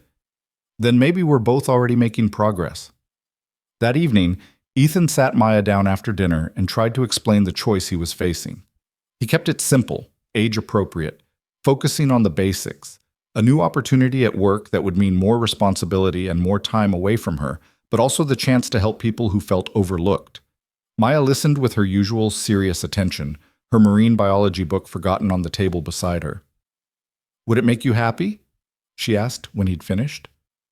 I don't know, maybe. It's scary. Good scary or bad scary? Ethan considered the question. Both. It's scary like the first day of school. You don't know what will happen, but it might be good. Maya nodded slowly, processing this with the gravity she brought to important decisions. I think you should do it, she said finally. Why? Because you said it would help people who feel invisible, and you know what that feels like, so you could help them better than someone who doesn't know. The simple wisdom of his 7-year-old daughter cut through all of Ethan's complicated anxieties. She was right. He did understand invisibility, and maybe that understanding was exactly what Victoria Hale needed. "What if I'm not good at it?" he asked, testing her reasoning. "Then you'll learn. That's what Ms. Rodriguez says when I'm scared of new math. You try, and if you get it wrong, you try different until you get it right." Ethan pulled her into a hug, overwhelmed by her faith in him. "When did you get so smart?" "I was always smart. You just noticed more now." That night, after Maya was asleep, Ethan sat with his laptop and started researching corporate culture initiatives. He read case studies and best practices and academic papers on employee engagement. The more he read, the more he realized that most of it was exactly what Victoria had described: processes and frameworks that looked impressive but rarely addressed the fundamental human problems underneath. What if he approached it differently? Not as someone trying to implement corporate best practices, but as someone who'd lived invisibility and understood its costs. He opened his email and started typing. "Victoria, I've thought about your offer. I have questions and concerns, and I'm still terrified of failing. But Maya asked me if it would help people who feel invisible, and when I said yes, she told me I should do it because I understand what that feels like. She's 7 and wiser than I'll ever be. So my answer is yes. I'll lead your team, but I'm going to do it my way, which means probably making mistakes and definitely asking questions that make people uncomfortable. If you're okay with that, then I'm in." Ethan. He read it 3 times before hitting send, each reading making him more certain and more terrified in equal measure. The email disappeared into the digital void, and Ethan sat back waiting for either confirmation or consequences. The response came within 5 minutes. "Ethan, I wouldn't want it any other way. Let's meet Thursday to discuss structure and timeline. And thank you for taking the risk, for trusting me, and for being willing to be visible. You have no idea how much this means. Victoria." Ethan closed his laptop and stared at the dark screen, seeing his own reflection staring back. He'd just agreed to something that would change everything, would make him visible in ways he'd spent 3 years avoiding, would test him in areas he had no training for. But Victoria had asked for honesty, and he'd given it. She'd offered him a chance to matter, and he'd accepted it. Whatever came next, he was done being invisible. The next morning, Ethan arrived at work to find an email from Jennifer Park with a meeting invitation. Culture Initiative Planning Session, Thursday, 2 p.m., Executive Conference Room. Below it, a note from Victoria. "Dress code is business casual. And Ethan, breathe. You're going to be great." He spent Wednesday in a state of controlled anxiety, fixing computers and resetting passwords while his mind raced through everything that could go wrong. By Thursday morning, he'd convinced himself a dozen times to back out, to tell Victoria this was a mistake, to retreat to the safety of invisibility. But he thought about Maya's question. Would it make you happy? And his own answer, maybe. Maybe was enough. At 1:50 p.m. Thursday, Ethan stood outside the executive conference room, dressed in the only sport coat he owned, and feeling like an imposter in someone else's life. Through the glass walls, he could see Victoria sitting at the head of a long table, reviewing documents with the same intense focus she brought to everything. She looked up and saw him. Her smile was immediate and genuine, carrying none of the controlled distance of their first meeting. She stood and opened the door. "Ethan, come in. We have a lot to discuss." He stepped into the conference room, and the door closed behind him with a soft click. This was it, the moment where he stopped being invisible and started being seen, where he took the risk Victoria had offered and discovered whether he could be something more than the IT technician in the basement. Victoria gestured to the chair beside her, not across the table in a subordinate position, but next to her as an equal partner in whatever they were about to create. "Before we start planning," she said, "I want to show you something." She pulled out her phone and opened a photo. It was the lake picture, the one that had started everything. But she'd added something new, a caption that read simply, "Remember this." "I set it as my lock screen," Victoria explained. "So every time I pick up my phone, I see who I used to be, who I'm trying to become again." She looked at him directly. "You did that. You reminded me that woman still exists, and now we're going to help other people remember the same thing about themselves." Ethan felt something shift in his chest, fear transforming into purpose, anxiety becoming determination. This was bigger than him, bigger than Victoria. This was about every person in Meridian Tower who'd learned to accept invisibility as the price of employment. Okay, he said, sitting down beside her. Tell me where we start. Victoria opened her laptop and pulled up a document titled Culture Initiative Framework, Draft 1. But before she could begin explaining, she paused and looked at Ethan with an expression that mixed vulnerability and hope. Thank you, she said quietly, for saying yes, for taking this risk with me, for being willing to be real in a place that hasn't valued that in a very long time. Thank you for asking, Ethan replied, for seeing me when I'd gotten used to being invisible. They sat together in the executive conference room, an IT technician and a CEO, about to attempt something that might fail spectacularly or succeed beyond their wildest expectations. But whatever happened, they would do it honestly. They would do it as people instead of positions. And that, Ethan realized, was already a kind of victory. Victoria slid the laptop toward Ethan, the screen displaying a simple organizational chart with his name at the center of several connecting lines. Seeing it there, Ethan Miller, Culture Initiative lead, sent a wave of unreality through him. 2 weeks ago, his name had existed only in the IT directory, buried among dozens of other technicians. Now it occupied space on an executive planning document. I've identified 6 people from different departments, Victoria said, pointing to the names radiating from his position. Diverse roles, tenure levels, perspectives. What they have in common is that they've all mentioned feeling undervalued in their exit interviews or satisfaction surveys. Ethan scanned the names. Maria Santos from Facilities, James Park from Customer Service, Keisha Williams from Marketing, David Chen from Legal, Amanda Foster from Sales, Robert Kim from Operations. People he'd never met, working in departments he rarely interacted with, all of them carrying the same weight of invisibility he knew so well. Have they agreed to participate? He asked. Not yet. I wanted your input on the approach first. How do we invite them without making it feel like another corporate obligation? The question landed differently than it would have a week ago. Victoria wasn't asking for validation of a decision she'd already made. She was genuinely seeking his perspective, treating him like a partner instead of a subordinate. Ethan studied the names again, thinking about what would have reached him when he was drowning in invisibility. Honesty, he said finally. No corporate language about strategic initiatives or engagement optimization. Just tell them the truth, that we want to understand what's broken and fix it. That their perspective matters because they've experienced the problems firsthand. Victoria nodded slowly, already typing notes. Personal invitations from you rather than official company communications? Maybe both. Your name carries weight. They need to take it seriously. But my name... Ethan paused, still adjusting to the strangeness of his opinion mattering, shows them it's not just executives talking to executives. Good. What else? They spent the next hour mapping out the framework. Weekly meetings, but informal. No rigid agendas or mandatory participation. Anonymous feedback channels for people who weren't comfortable speaking directly.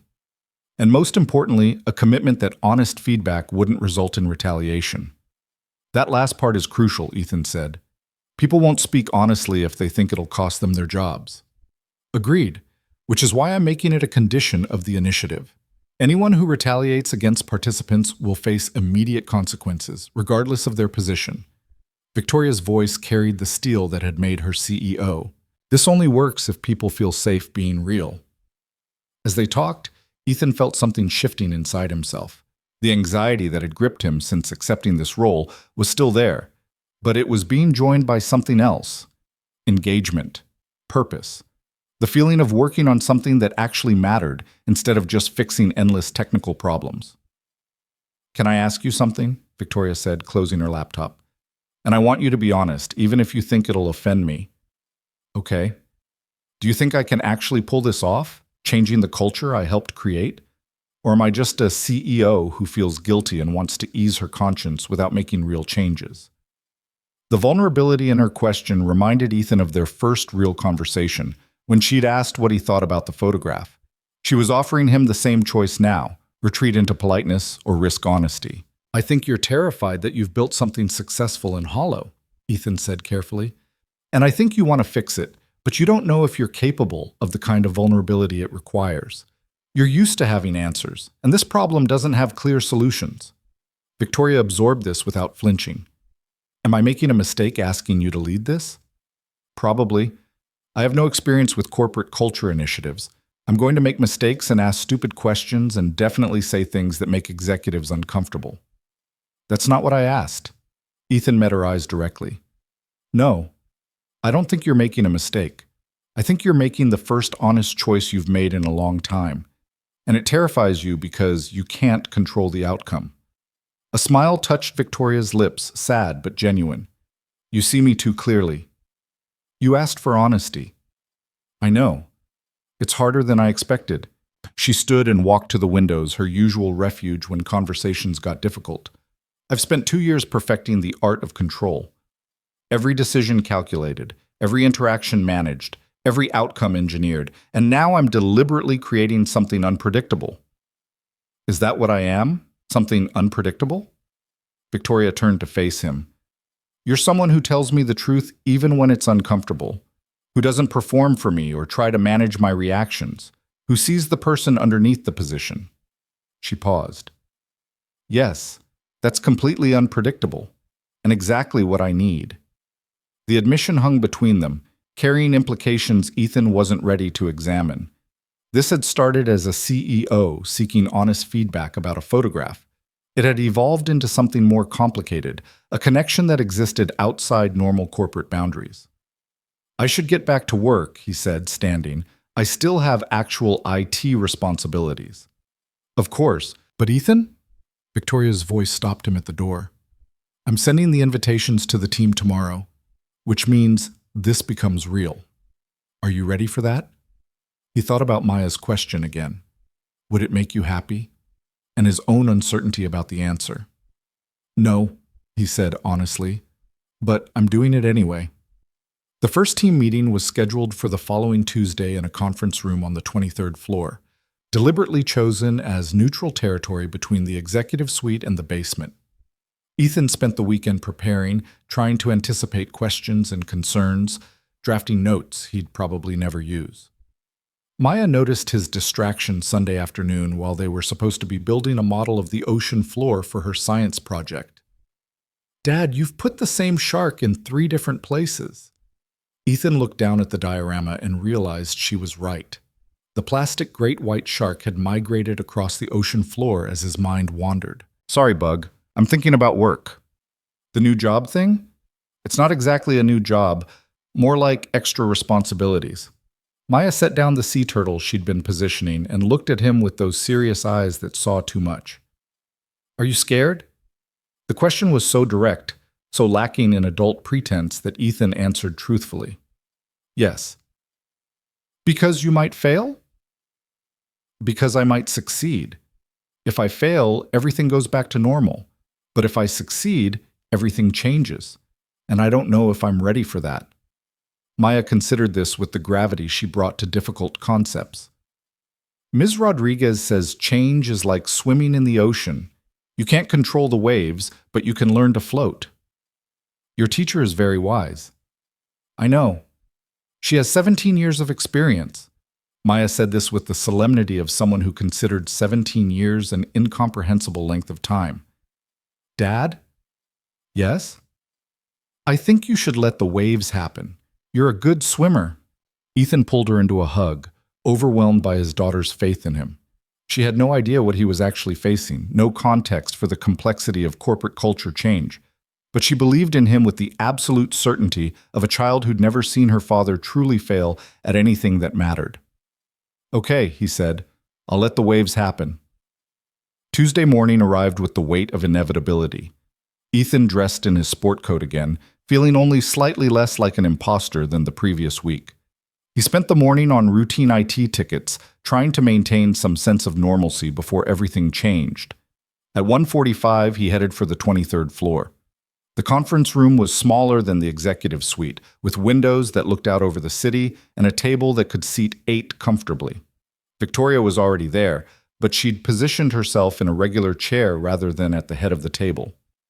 Ready? She asked. Not even a little bit. Good. If you weren't nervous, I'd worry you didn't understand what we're attempting. The team members began arriving at 1:55. Maria Santos came first, a woman in her 50s with careful eyes and the weathered hands of someone who'd spent years in physical labor. She nodded to Victoria with professional courtesy, then looked at Ethan with undisguised curiosity. James Park arrived next, younger, maybe late 20s, carrying the careful neutrality of someone who'd learned not to show too much emotion at work. Then Keisha Williams, sharply dressed and radiating the controlled energy of someone who'd fought for every inch of recognition. David Chen, Amanda Foster, Robert Kim, each of them entering the room with visible uncertainty about what they'd been invited to join. When everyone was seated, Victoria stood. Her posture was CEO perfect, but her voice carried none of the commanding authority Ethan had witnessed in their first meeting. Thank you all for coming. I know the invitation was vague, and I appreciate you taking a chance on something undefined. She paused, seeming to gather herself. I asked you here because I've realized that Meridian has developed a culture problem. We're losing good people. We're creating environments where talented employees feel invisible, undervalued, and increasingly exhausted. And I want to fix it. The team members exchanged glances, the kind of careful looks people share when they're not sure if honesty is actually safe. This isn't a focus group, Victoria continued. I'm not looking for feedback I can package into a presentation for the board. I'm looking for truth. Uncomfortable, difficult, honest truth about what's broken and how we fix it. And to lead this initiative, I've asked Ethan Miller. All eyes turned to Ethan. He stood, fighting the urge to retreat into the invisibility he'd perfected over 3 years. I'm an IT technician, he said. I fix computers in the basement. I have no formal training in organizational culture or change management. What I do have is 3 years of experience being invisible in this company. And I'm guessing most of you know what that feels like. The shift in the room was subtle but immediate. Shoulders relaxed slightly. Eyes showed recognition instead of guardedness. Maria spoke first. What exactly are you asking from us? Honesty, Ethan said. Tell us what's not working. What makes you feel undervalued? What policies or practices or behaviors make you want to leave? And then help us figure out how to fix it. And we won't face consequences for being critical? James's question carried the skepticism of someone who'd been burned before. Victoria leaned forward. You have my word.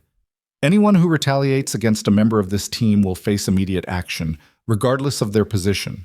This only works if you feel safe being honest. With respect, Ms. Hale, Keisha said, her voice controlled but pointed. We've heard promises like that before. What makes this different? It was the question Ethan had expected, the fundamental challenge to the entire initiative. Victoria could make promises all day, but words without proof were just corporate rhetoric. Me, Ethan said, drawing attention back to himself. I'm not trying to climb the corporate ladder. I don't have relationships with executives I need to protect. I'm not going to soften your feedback or translate it into language that makes people comfortable. If you tell me something is broken, I'm going to say exactly that to whoever needs to hear it. Even if it costs you your job? Robert asked. I have a 7-year-old daughter who depends on me. So no, I won't deliberately sabotage my employment, but I also won't participate in theater that pretends to seek change while preserving the status quo. If Ms. Hale wants honesty, she's going to get it. If that becomes a problem, then we'll all know this initiative was never real in the first place. The bluntness of his answer seemed to land with more impact than any corporate assurance could have. Ethan saw a calculation in the team member's eyes, weighing his words against past disappointments, trying to determine if this time might actually be different. Okay, Maria said finally. I'll start. The reason I almost left last year wasn't salary. It was because I've worked in facilities for 12 years. And in all that time, not one executive has ever asked my opinion about anything except which cleaning products we use. I know more about this building than anyone, every system, every problem, every inefficiency, but I'm invisible unless something breaks. The admission opened a floodgate. James talked about customer service being treated like a cost center instead of a source of valuable customer insights. Keisha described marketing as a department where junior staff did the creative work while senior people took credit. David spoke about legal being seen as obstacles instead of partners. Amanda and Robert shared similar stories of competence ignored, contributions overlooked, voices systematically silenced. Ethan listened, taking notes, but mostly just bearing witness. These weren't abstract complaints about corporate culture.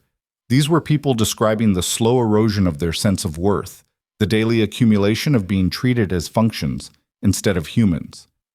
Victoria listened too, and Ethan could see the impact in her expression. This wasn't theoretical anymore. These were her employees describing damage her company, her leadership, had caused or allowed. When the stories finally wound down, the conference room felt heavier, charged with the weight of shared truth. "Thank you," Victoria said quietly, "for your honesty, for trusting us with these experiences. I can't fix everything immediately, but I commit to actually listening and taking action where we can." "What happens now?" Amanda asked. Ethan looked at Victoria, who nodded for him to continue. "We meet weekly. You keep telling us what's broken. We start identifying patterns and testing small changes. Some will work, some won't. But we approach it honestly, and we measure success by whether people feel less invisible, not by metrics that look good in reports." "And you report directly to Ms. Hale?" David's legal training showed in his need for clarity about structure. "Yes. No filters, no translation. What you tell me, she hears." The team exchanged glances again, some skeptical, some cautiously hopeful. They'd been through enough corporate initiatives to know that good intentions often died in implementation. But something about the rawness of the conversation seemed to have created a foundation of possibility. After the meeting ended and the team members dispersed, Victoria and Ethan remained in the conference room, processing what had just happened. "That was harder than I expected," Victoria said. "Did you hear what they were really saying?" Ethan asked. The specifics were about their departments, but the underlying problem was universal. Everyone feels like their value is measured only by their immediate output, not by who they are or what they know. "Yes, I heard it." Victoria's voice was heavy. "And I recognize how much of that culture I've reinforced. I've prioritized efficiency over humanity, results over relationships. I've created a company that treats people like interchangeable resources. So now we fix it. How? These aren't problems you solve with new policies or updated procedures. This is about fundamentally changing how people treat each other." Ethan thought about his conversation with Maya, about waves and swimming and learning to float. "We start small," he said. "Pick one thing we can change that demonstrates we're serious. Something visible enough that people notice, but specific enough that we can actually accomplish it."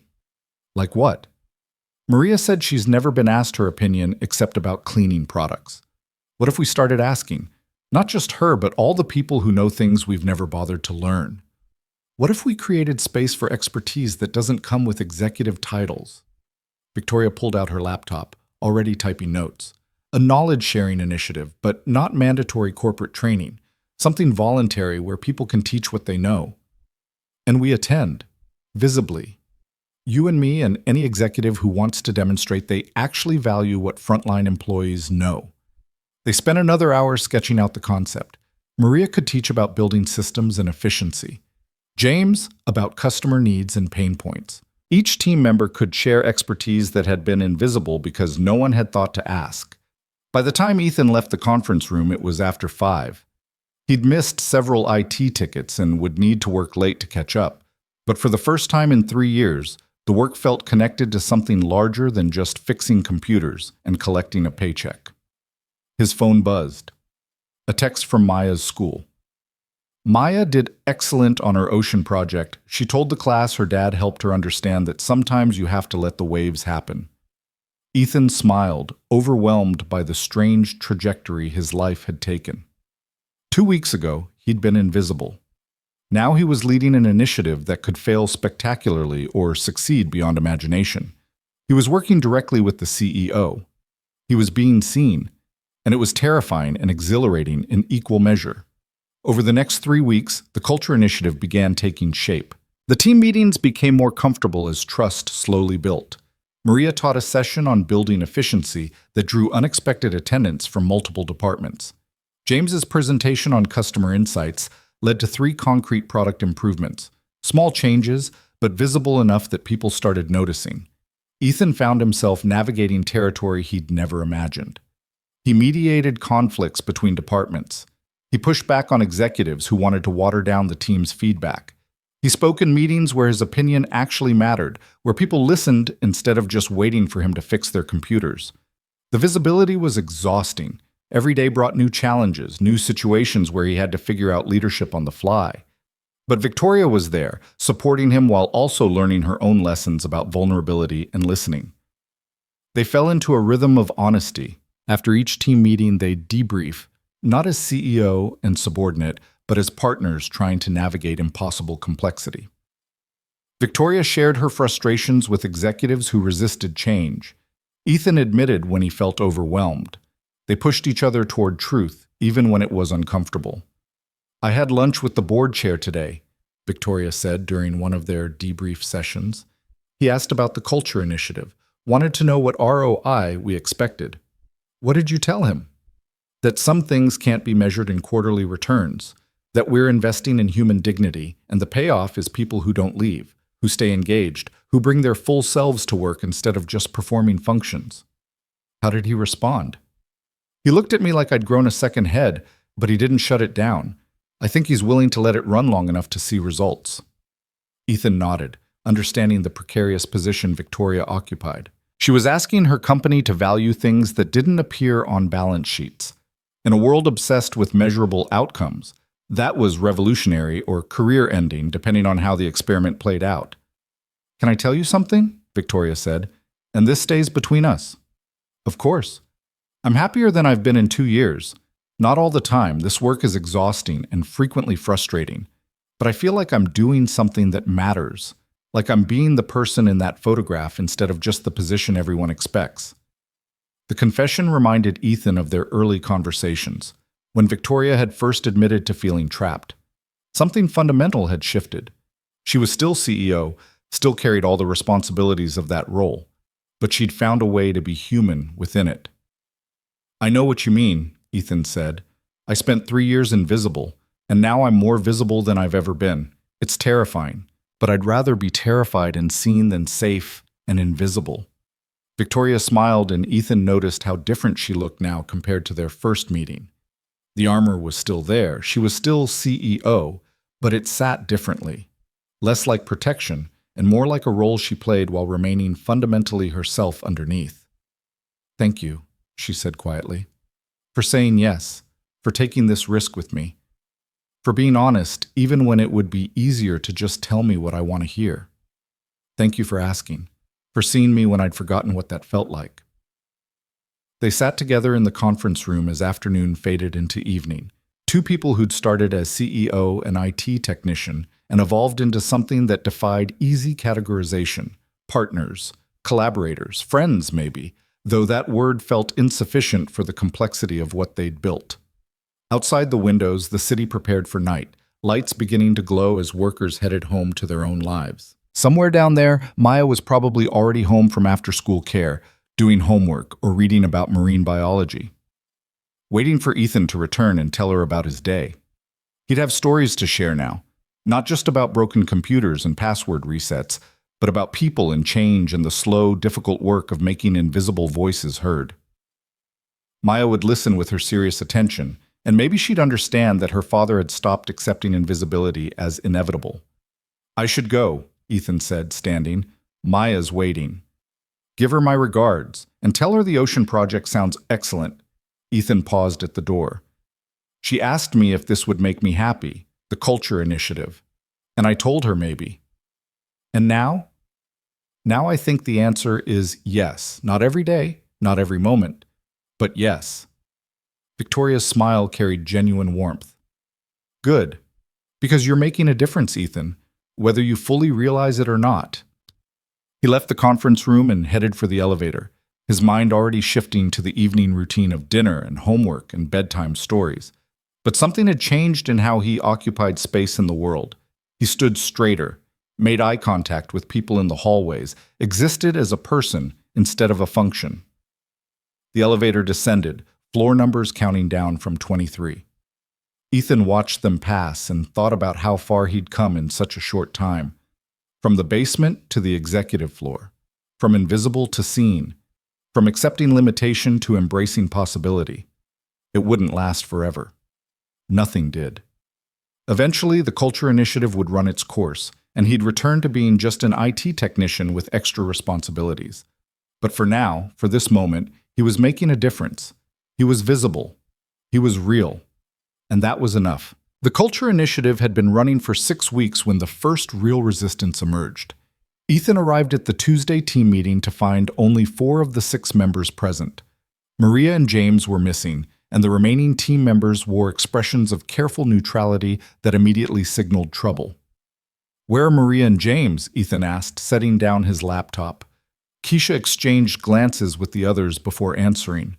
James got called into a meeting with his director this morning. Something about his participation in this initiative affecting his focus on core responsibilities. Maria heard about it and decided not to come. She said she couldn't afford to draw that kind of attention. The words landed like a stone in Ethan's chest. This was exactly what Victoria had promised wouldn't happen. Retaliation disguised as performance management. Someone had decided that honest feedback was threatening enough to push back against, consequences be damned. Who's James's director? Michael Torres, VP of Customer Operations. Ethan knew the name. Torres had been one of the executives who'd questioned the culture initiative from the beginning, arguing that employee satisfaction was less important than operational efficiency. Apparently, he'd decided to make his point through intimidation. "I'm handling this," Ethan said. "You all stay here. I'll be back." He left the conference room and headed for the elevator, anger building with each step. This was the moment that would define whether the initiative was real or just corporate theater. If he let this slide, if he allowed Torres to silence James without consequences, then everything they'd built was meaningless. The VP offices were on the 38th floor, a level of executive territory Ethan had never visited. He found Michael Torres' assistant and asked to see him immediately. "Do you have an appointment?" she asked, her tone suggesting she already knew the answer. "No, but he'll want to hear what I have to say." "Mr. Torres is very busy. Tell him Ethan Miller from the Culture Initiative needs 5 minutes. Now." Something in Ethan's voice must have conveyed the seriousness of the situation. The assistant made a quick call, then nodded toward the door. 5 minutes. Michael Torres was younger than Ethan expected, maybe 40, with the polished appearance of someone who'd mastered corporate performance art. He looked up from his computer with barely concealed annoyance. "Mr. Miller, I understand you're leading Miss Hale's culture project. How can I help you?" "You can explain why you called James Park into a meeting to question his participation in an initiative that has explicit CEO support." Torres's expression didn't change, but something hardened in his eyes. "James is a member of my team. I have concerns about his priorities. That's between me and my employee." Not when your concerns are retaliation for honest feedback about company culture. Ms. Hale was very clear that participants wouldn't face consequences. "I'm sure Ms. Hale meant well, but she doesn't manage day-to-day operations and customer service. I do. And I need employees focused on their actual jobs, not spending time in meetings complaining about things they don't understand." The dismissiveness in Torres's voice ignited something in Ethan. This was what invisibility looked like from the other side. Executives who genuinely believed that people below them had nothing valuable to contribute. "James understands customer service better than you do," Ethan said, his voice level but hard. "He talks to customers every day. He sees the problems your policies create. And instead of listening to him, you're trying to silence him." "I don't appreciate your tone, Mr. Miller. You may have Mrs. Hale's support for this culture initiative, but that doesn't give you authority to question how I manage my department." "You're right. It doesn't.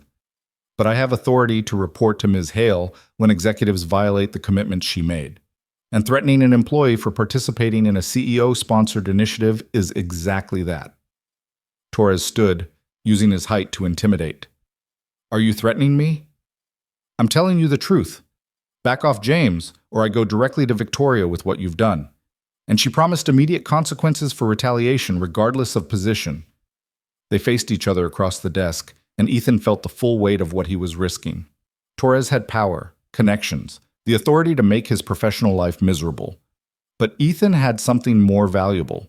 He had Victoria's explicit support and the moral clarity of knowing he was right. "This conversation is over," Torres said finally. "You can leave now." "Gladly. But if James faces any negative consequences from his participation, we'll be having this conversation again, with Ms. Hale present." Ethan left the office, his hands shaking with adrenaline. He'd just confronted a VP, essentially threatened him with CEO intervention, and probably made an enemy who could cause serious problems. But he'd also defended James and the integrity of the initiative. He texted Victoria from the elevator. "Need to talk. Torres situation. Can you meet me in the conference room?" Her response came immediately. "On my way." When Ethan returned to the team meeting, the remaining members looked up with anxious expressions. "What happened?" David asked. "I told Torres to back off or face consequences. Ms. Hale is coming to address this directly." "You confronted a VP?" Amanda's voice mixed shock with something that might have been admiration. "Someone had to." Victoria arrived 10 minutes later, her expression composed but her eyes sharp with anger. Ethan gave her a quick summary of the Torres situation, and he watched her process the information with the focused intensity she brought to serious problems. "Where's James now?" she asked.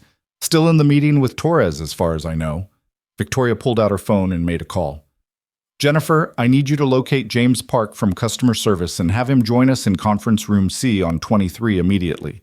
Then schedule a meeting with Michael Torres for 4 o'clock today. Tell him it's mandatory and non-negotiable."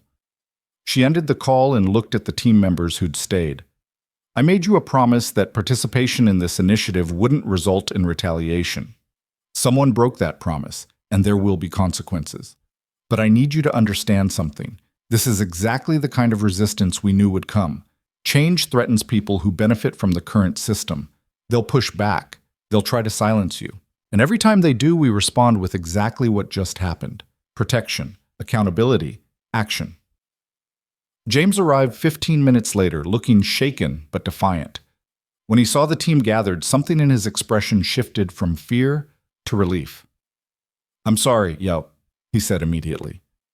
"Torres said my participation was affecting my performance reviews, that I needed to choose between this initiative and my career advancement."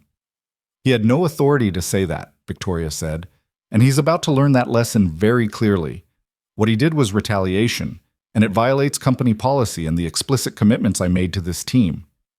"What happens now?" James asked. "Now I have a conversation with Mr. Torres about the consequences of intimidating employees for honest feedback, and you return to your regular work with the assurance that your participation in this initiative is protected." Victoria's certainty seemed to steady the room. The team members exchanged glances that carried cautious hope mixed with lingering skepticism.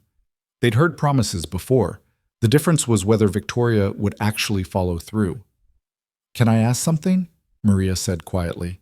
She'd arrived during the commotion, apparently deciding the risk was worth facing after all. "Why are you really doing this? The culture initiative, the protection, all of it. What's in it for you?" The question cut through the corporate niceties to something more fundamental. Victoria could have deflected with strategic answers about employee retention and operational efficiency. Instead, she pulled out her phone and showed them the lock screen, the photograph of herself by the lake. "This is who I used to be," she said, "before I became so focused on success that I forgot what actually matters. I built a company that's financially successful and emotionally hollow, where people feel invisible and undervalued, where executives like Torres think it's acceptable to intimidate employees for speaking honestly." She put the phone away. "I'm doing this because I want to remember what it feels like to be real, to lead a company where people matter as much as profits. And I can't do that alone. I need you to keep telling the truth, even when it's hard, even when people push back." The vulnerability in her admission seemed to reach the team in ways that corporate assurances never could. Ethan watched their expressions shift from skepticism to something closer to trust. Victoria had just shown them the same honesty she'd shown him in their first real conversation, the willingness to be human instead of just performing the role of CEO. "Okay," Maria said finally, "I'm still in, but Torres better face real consequences, or this whole thing is just talk." "He will," Victoria promised. "You have my word." The meeting continued, but the dynamic had fundamentally shifted. The team wasn't just reporting problems anymore. They were actively engaged in solving them, contributing ideas and challenging assumptions. The resistance from Torres had paradoxically strengthened their commitment to the work. After the meeting ended, Victoria and Ethan remained in the conference room. "Thank you for confronting Torres," she said. "That took courage." "I was terrified the entire time, but I kept thinking about what you said, that this only works if people feel safe being honest. If I'd let him intimidate James without consequences, we would have lost all credibility. You did exactly right, and now I have to follow through." Victoria's expression hardened with determination. Torres has been with the company for 8 years. He's well-connected, politically savvy, and his department delivers strong results. Disciplining him will cause ripples. "But you're doing it anyway." "I have to. Otherwise, all of this," she gestured at the conference room, at the initiative, at the fragile trust they'd been building, "becomes meaningless. Words without action, promises without consequences." Ethan recognized the weight of the decision Victoria was facing.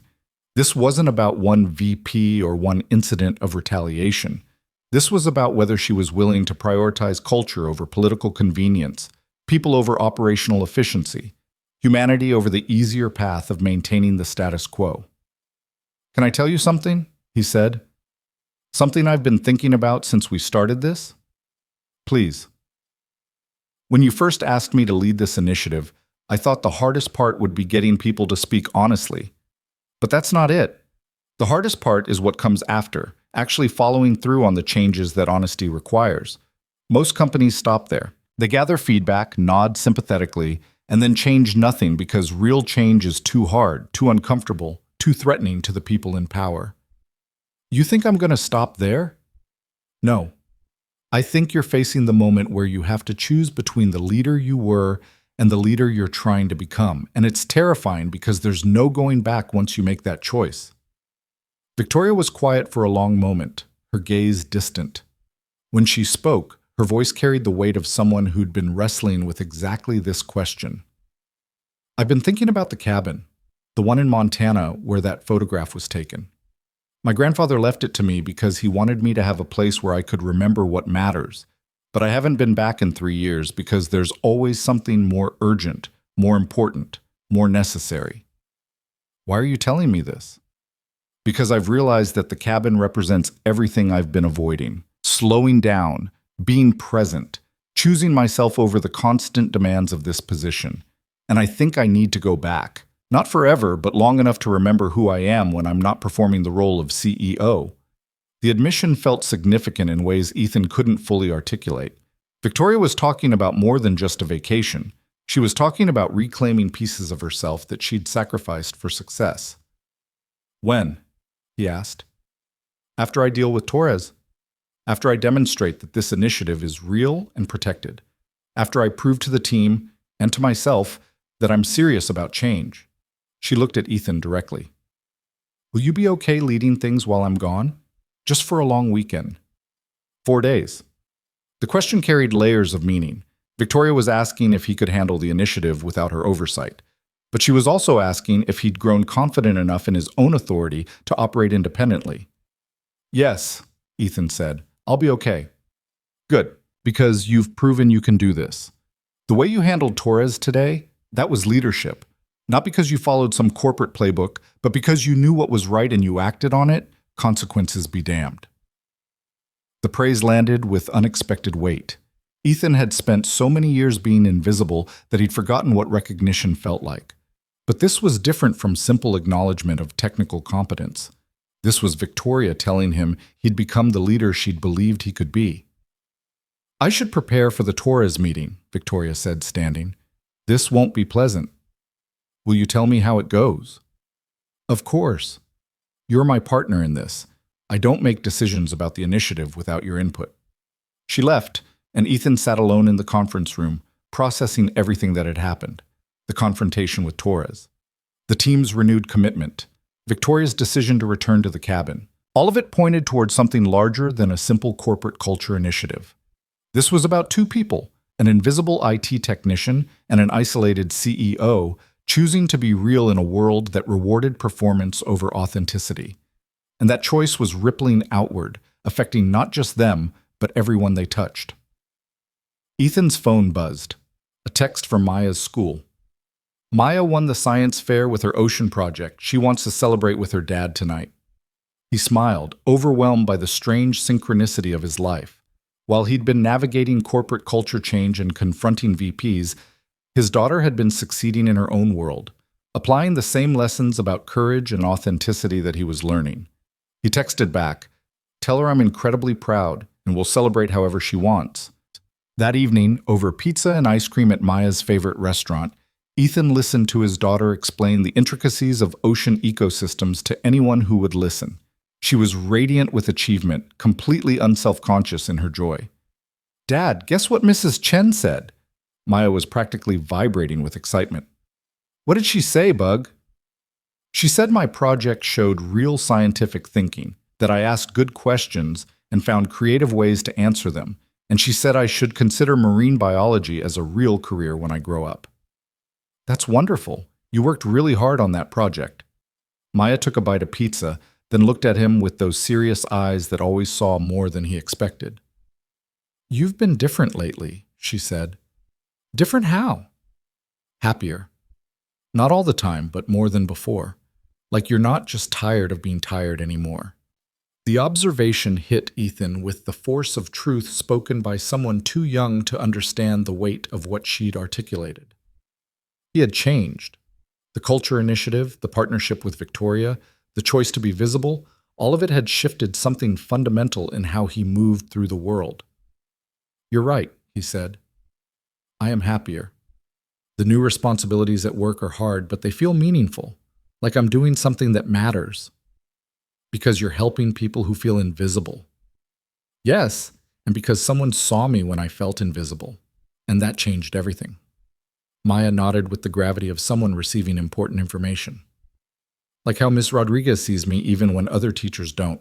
Like how Emma's my friend because she saw that I like ocean stuff too." Exactly like that.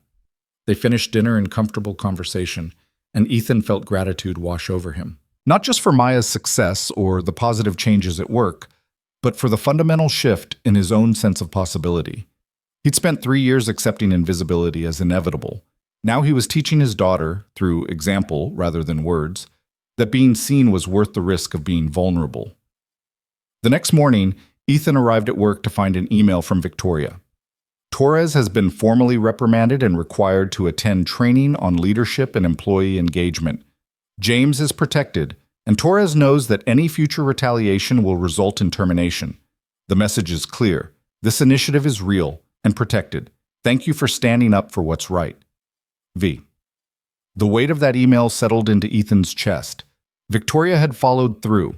She'd chosen the initiative over political convenience, James over Torres's comfort, change over the easier path of maintaining the status quo.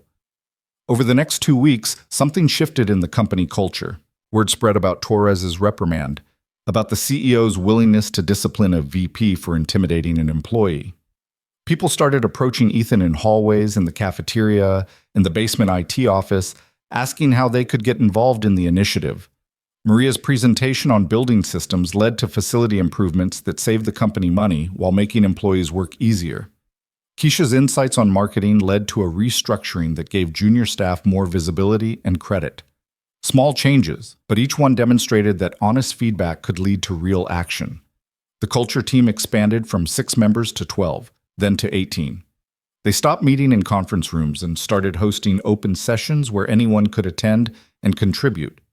What had started as a small experiment in honesty had evolved into something resembling a movement. And through it all, Victoria was there, not as the untouchable CEO, but as a participant in the process. She attended presentations, asked questions, admitted when she didn't know something, and most importantly, took action on the feedback she received. 3 weeks after the Torres incident, Victoria sent Ethan a message. "I'm going to the cabin this weekend. 4 days, like I promised myself.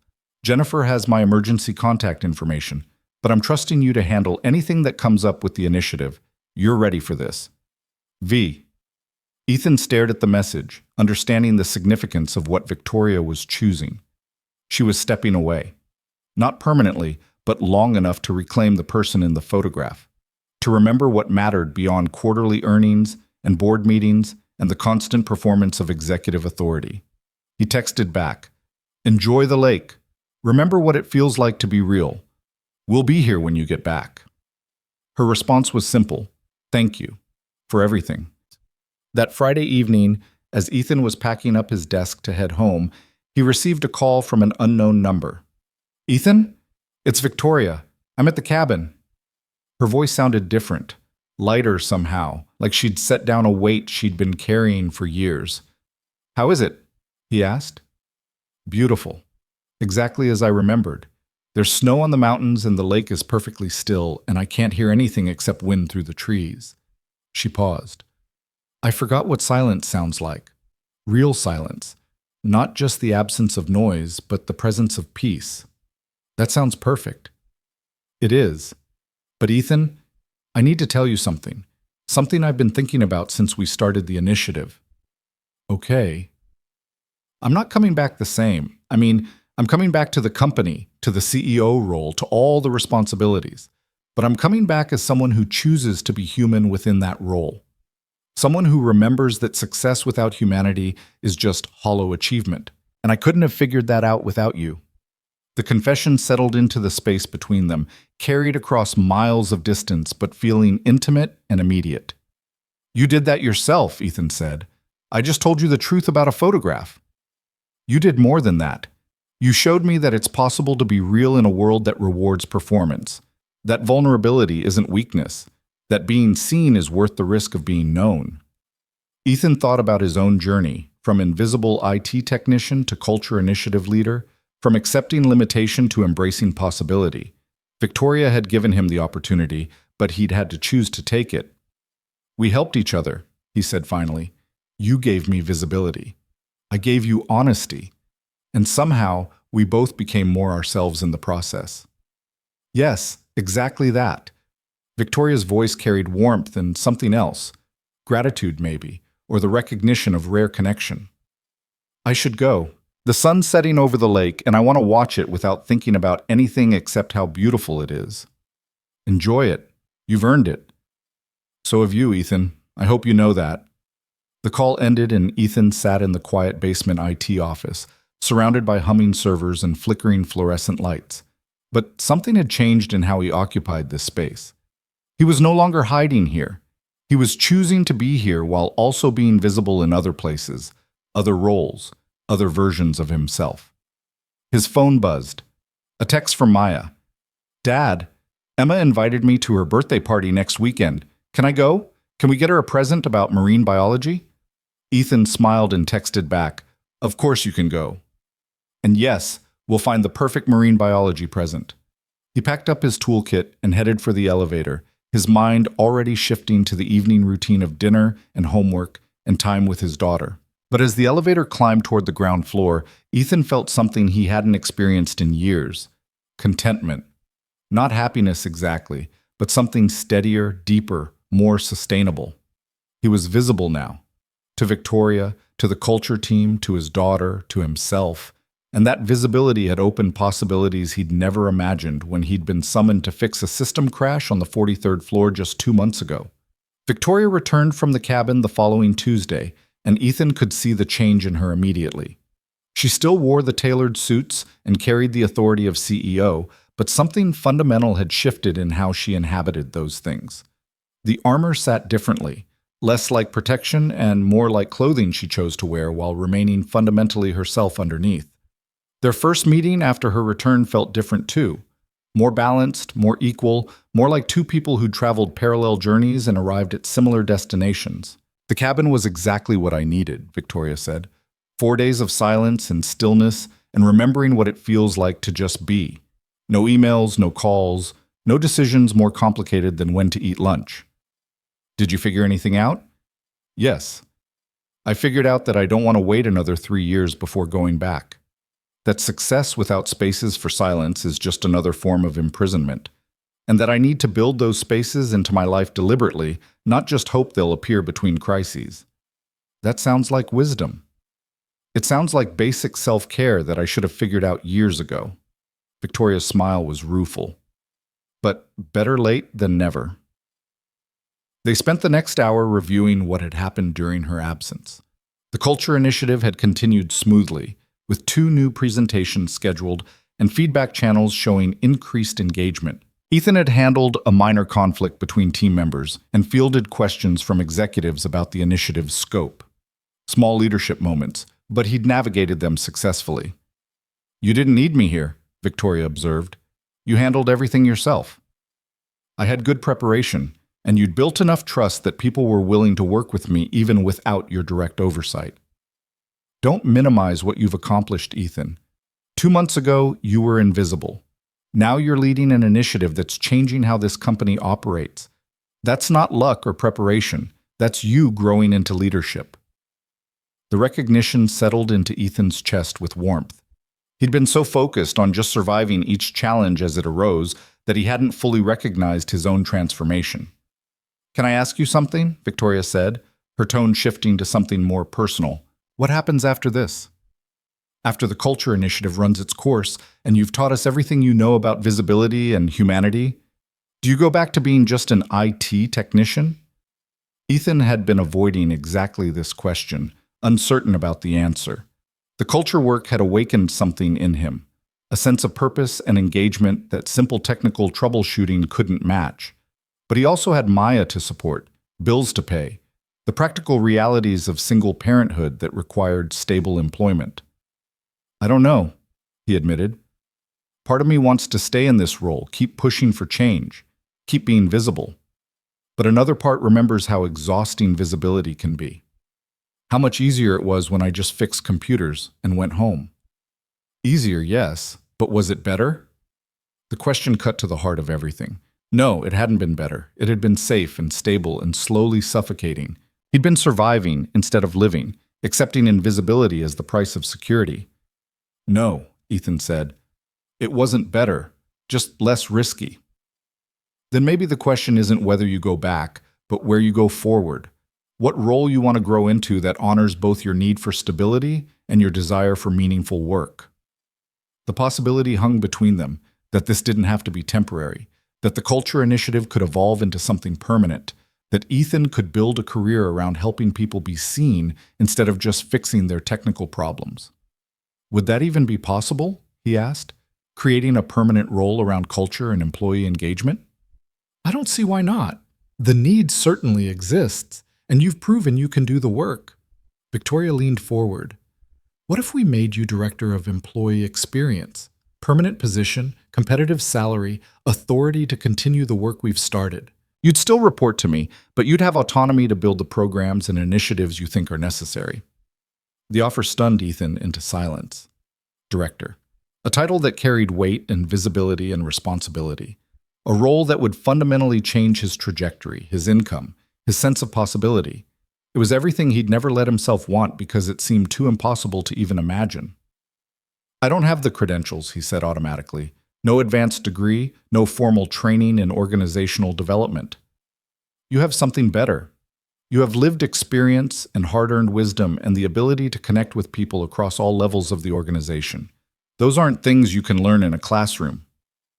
Ethan thought about Maya, about the parent-teacher conference where her teacher had praised her scientific thinking, about teaching his daughter that being seen was worth the risk of being vulnerable, about the example he was setting through his choices. "Can I think about it?" he asked. "Of course. Take as long as you need. But Ethan, I want you to know that this isn't charity or gratitude. This is me recognizing that you've created something valuable and asking you to keep creating it. The company needs this. The employees need this. And frankly, I need this. I need a partner who will keep telling me the truth even when it's uncomfortable." The weight of her words settled into Ethan's understanding. This was real. Victoria wasn't offering him a ceremonial position or a token gesture. She was asking him to be a permanent part of transforming how Meridian operated, how it valued people, how it balanced humanity with profit. That evening, Ethan talked it through with Maya. He explained the offer simply: more responsibility, better pay, but also more pressure and visibility. She listened with her usual serious attention, asking questions that cut straight to what mattered. "Would you be happy?" she asked finally. "I think so. Scared, but happy." then you should say yes. Life's too short to be scared of being happy. 7 years old and already wiser than most adults, Ethan hugged her tight, overwhelmed by gratitude for this small person who saw him so clearly. The next morning, Ethan walked into Victoria's office and accepted the position. Over the following months, the transformation at Meridian continued. Ethan built out the employee experience department, hired a small team of people who understood invisibility from the inside, and systematized the practices that had emerged from the culture initiative. Knowledge-sharing sessions became regular programming. Feedback channels were formalized but remained anonymous and protected. And most importantly, the company began measuring success not just in quarterly earnings, but in employee retention, satisfaction, and the quality of human experience. Victoria continued to lead as CEO, but with a difference. She took regular breaks at the cabin, returned with renewed clarity, and operated from a foundation of self-awareness rather than constant performance. The photograph remained her lock screen, a permanent reminder of who she was beyond the position she held. And Ethan? He moved out of the basement to an office on the 23rd floor, the neutral territory where the culture initiative had first taken root. He brought Maya to work occasionally, introduced her to Victoria, let her see that her father had built something meaningful from honesty and risk. 6 months after accepting the director position, Ethan stood in front of the entire company at the quarterly all-hands meeting. Victoria had asked him to present the employee experience metrics to show the concrete results of the culture transformation. He looked out at hundreds of faces, some he knew, most he didn't, and felt the full weight of visibility. But it no longer terrified him. It energized him. 6 months ago, he began, most of you didn't know I existed. I was an IT technician in the basement, invisible except when your computer crashed. Today, I'm standing here because someone asked me a simple question. What did I think when I saw a photograph? And I gave an honest answer instead of a polite one. He paused, letting that sink in. That moment of honesty changed everything. It led to conversations about invisibility and isolation and the cost of constant performance. It led to the Culture Initiative, which became the Employee Experience Department, which became the transformation you're all living through right now. Ethan pulled up a slide showing the metrics. Employee retention up 18%, satisfaction scores climbing steadily, voluntary turnover at its lowest point in 5 years. But these numbers don't tell the whole story. The real story is in the moments when someone feels seen for the first time in years, when a frontline employee's expertise is valued instead of ignored, when a leader admits vulnerability instead of performing invincibility. That's what we're building here. Not just a successful company, but a human one. He looked directly at Victoria, who was sitting in the front row. She smiled, and Ethan saw the woman from the photograph clearly, present and real, and choosing to be both the person and the position. None of this would have happened if our CEO hadn't been willing to look at a photograph of herself and admit she'd lost something essential. If she hadn't been brave enough to ask for truth instead of performance. If she hadn't trusted an invisible IT technician to help her remember what actually matters. The applause started slowly, then built to something that felt like recognition rather than politeness. Ethan stepped away from the podium and returned to his seat, his heart racing but his sense of purpose steady. After the meeting, employees approached him with stories of their own transformations. A woman from accounting who'd finally spoken up about a process that wasted hours of work each week. A man from sales who'd admitted to his manager that he was struggling with burnout. Small moments of honesty that were rippling through the company, changing how people related to each other and themselves. Victoria found Ethan in the crowd and pulled him aside. "Thank you," she said quietly, "for everything you just said, for the work you're doing, for showing me that it's possible to lead with humanity instead of just authority.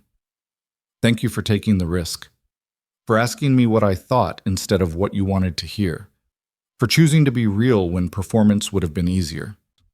They stood together in the crowded atrium, two people who'd traveled from opposite ends of corporate hierarchy to meet somewhere in the middle. Not quite friends, not quite colleagues, but something more complex, partners in the ongoing work of being human in a world that often rewarded the opposite. "I'm going back to the cabin next weekend," Victoria said. 4 days, already blocked on my calendar." Good, you've earned it.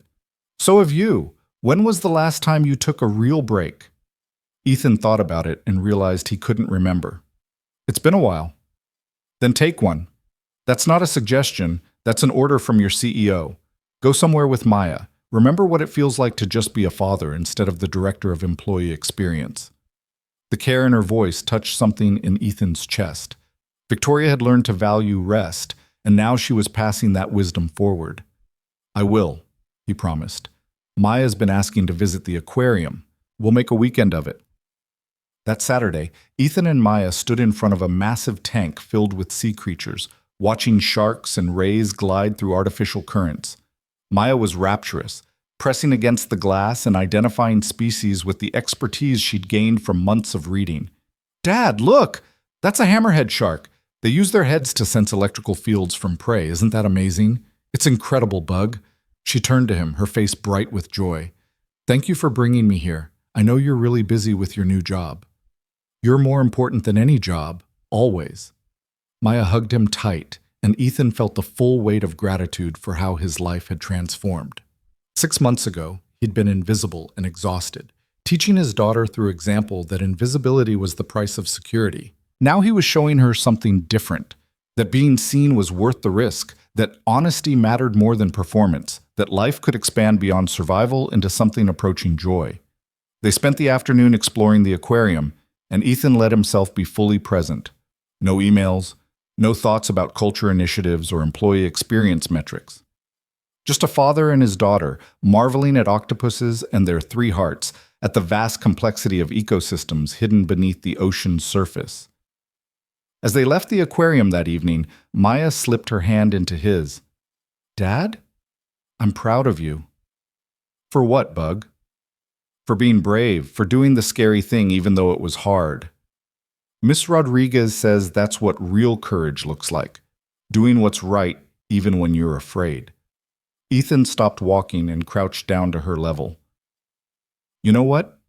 I'm proud of you too, for winning the science fair, for making good friends, for being kind and curious and brave in your own way. We're both pretty great, huh? We are. We really are. They walked to the car through the autumn evening, and Ethan thought about the long journey from that first morning when he'd been summoned to fix Victoria's computer. How a single moment of honesty about a photograph had unraveled both their carefully constructed lives and revealed the possibility of something better underneath. He thought about Victoria at her cabin, watching the sunset over the lake and remembering what peace felt like. About Maria leading facility training sessions that gave her expertise the recognition it deserved. About James speaking up in customer service meetings without fear of retaliation. About all the invisible people who were slowly becoming visible, one honest conversation at a time. The work wasn't finished. It would never be finished. Culture change was ongoing, requiring constant attention and renewed commitment. There would be setbacks and resistance and moments when it seemed easier to retreat into old patterns. But for now, for this moment, Ethan had done what Maya said. He'd let the waves happen. He'd learned to float instead of fighting the current.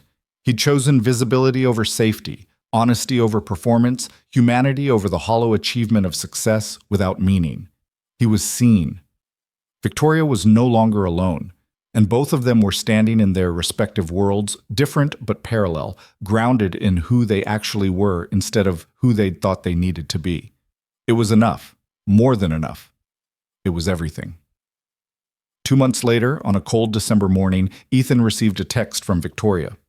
At the cabin. Thought you should see this. The attached photo showed the lake frozen solid, mountains dusted with fresh snow, and Victoria standing at the water's edge in winter gear. She was smiling the same unguarded smile from the original photograph, but with something new in her expression. Peace. That came from choosing herself instead of just enduring the demands of her position. Ethan texted back, "You look real." Her response was immediate. "So do you. Thank you for that. For everything. V?" He smiled and pocketed his phone, returning to the employee feedback he'd been reviewing. There was work to do. Always more work. But it was meaningful work. Work that mattered. Work that helped people reclaim pieces of themselves they'd thought were lost. Outside his office window, the city moved through its morning rhythm. thousands of people navigating their own journeys toward visibility or invisibility, connection or isolation, authenticity or performance. Ethan couldn't reach them all, but he could reach the ones in Meridian Tower, and maybe that would be enough to create ripples that spread beyond what he could see. The culture initiative continued. The employee experience department grew, and two people who'd started as CEO and IT technician continued their partnership in the ongoing work of being human in a world that didn't always value humanity. They had both taken risks, both become visible, both discovered that the greatest danger wasn't being seen, it was staying hidden forever, safe but slowly disappearing into roles that demanded everything and offered nothing in return. Now they were real, imperfect and uncertain and occasionally afraid, but fundamentally, finally, undeniably real. And that was the truest success either of them had ever achieved.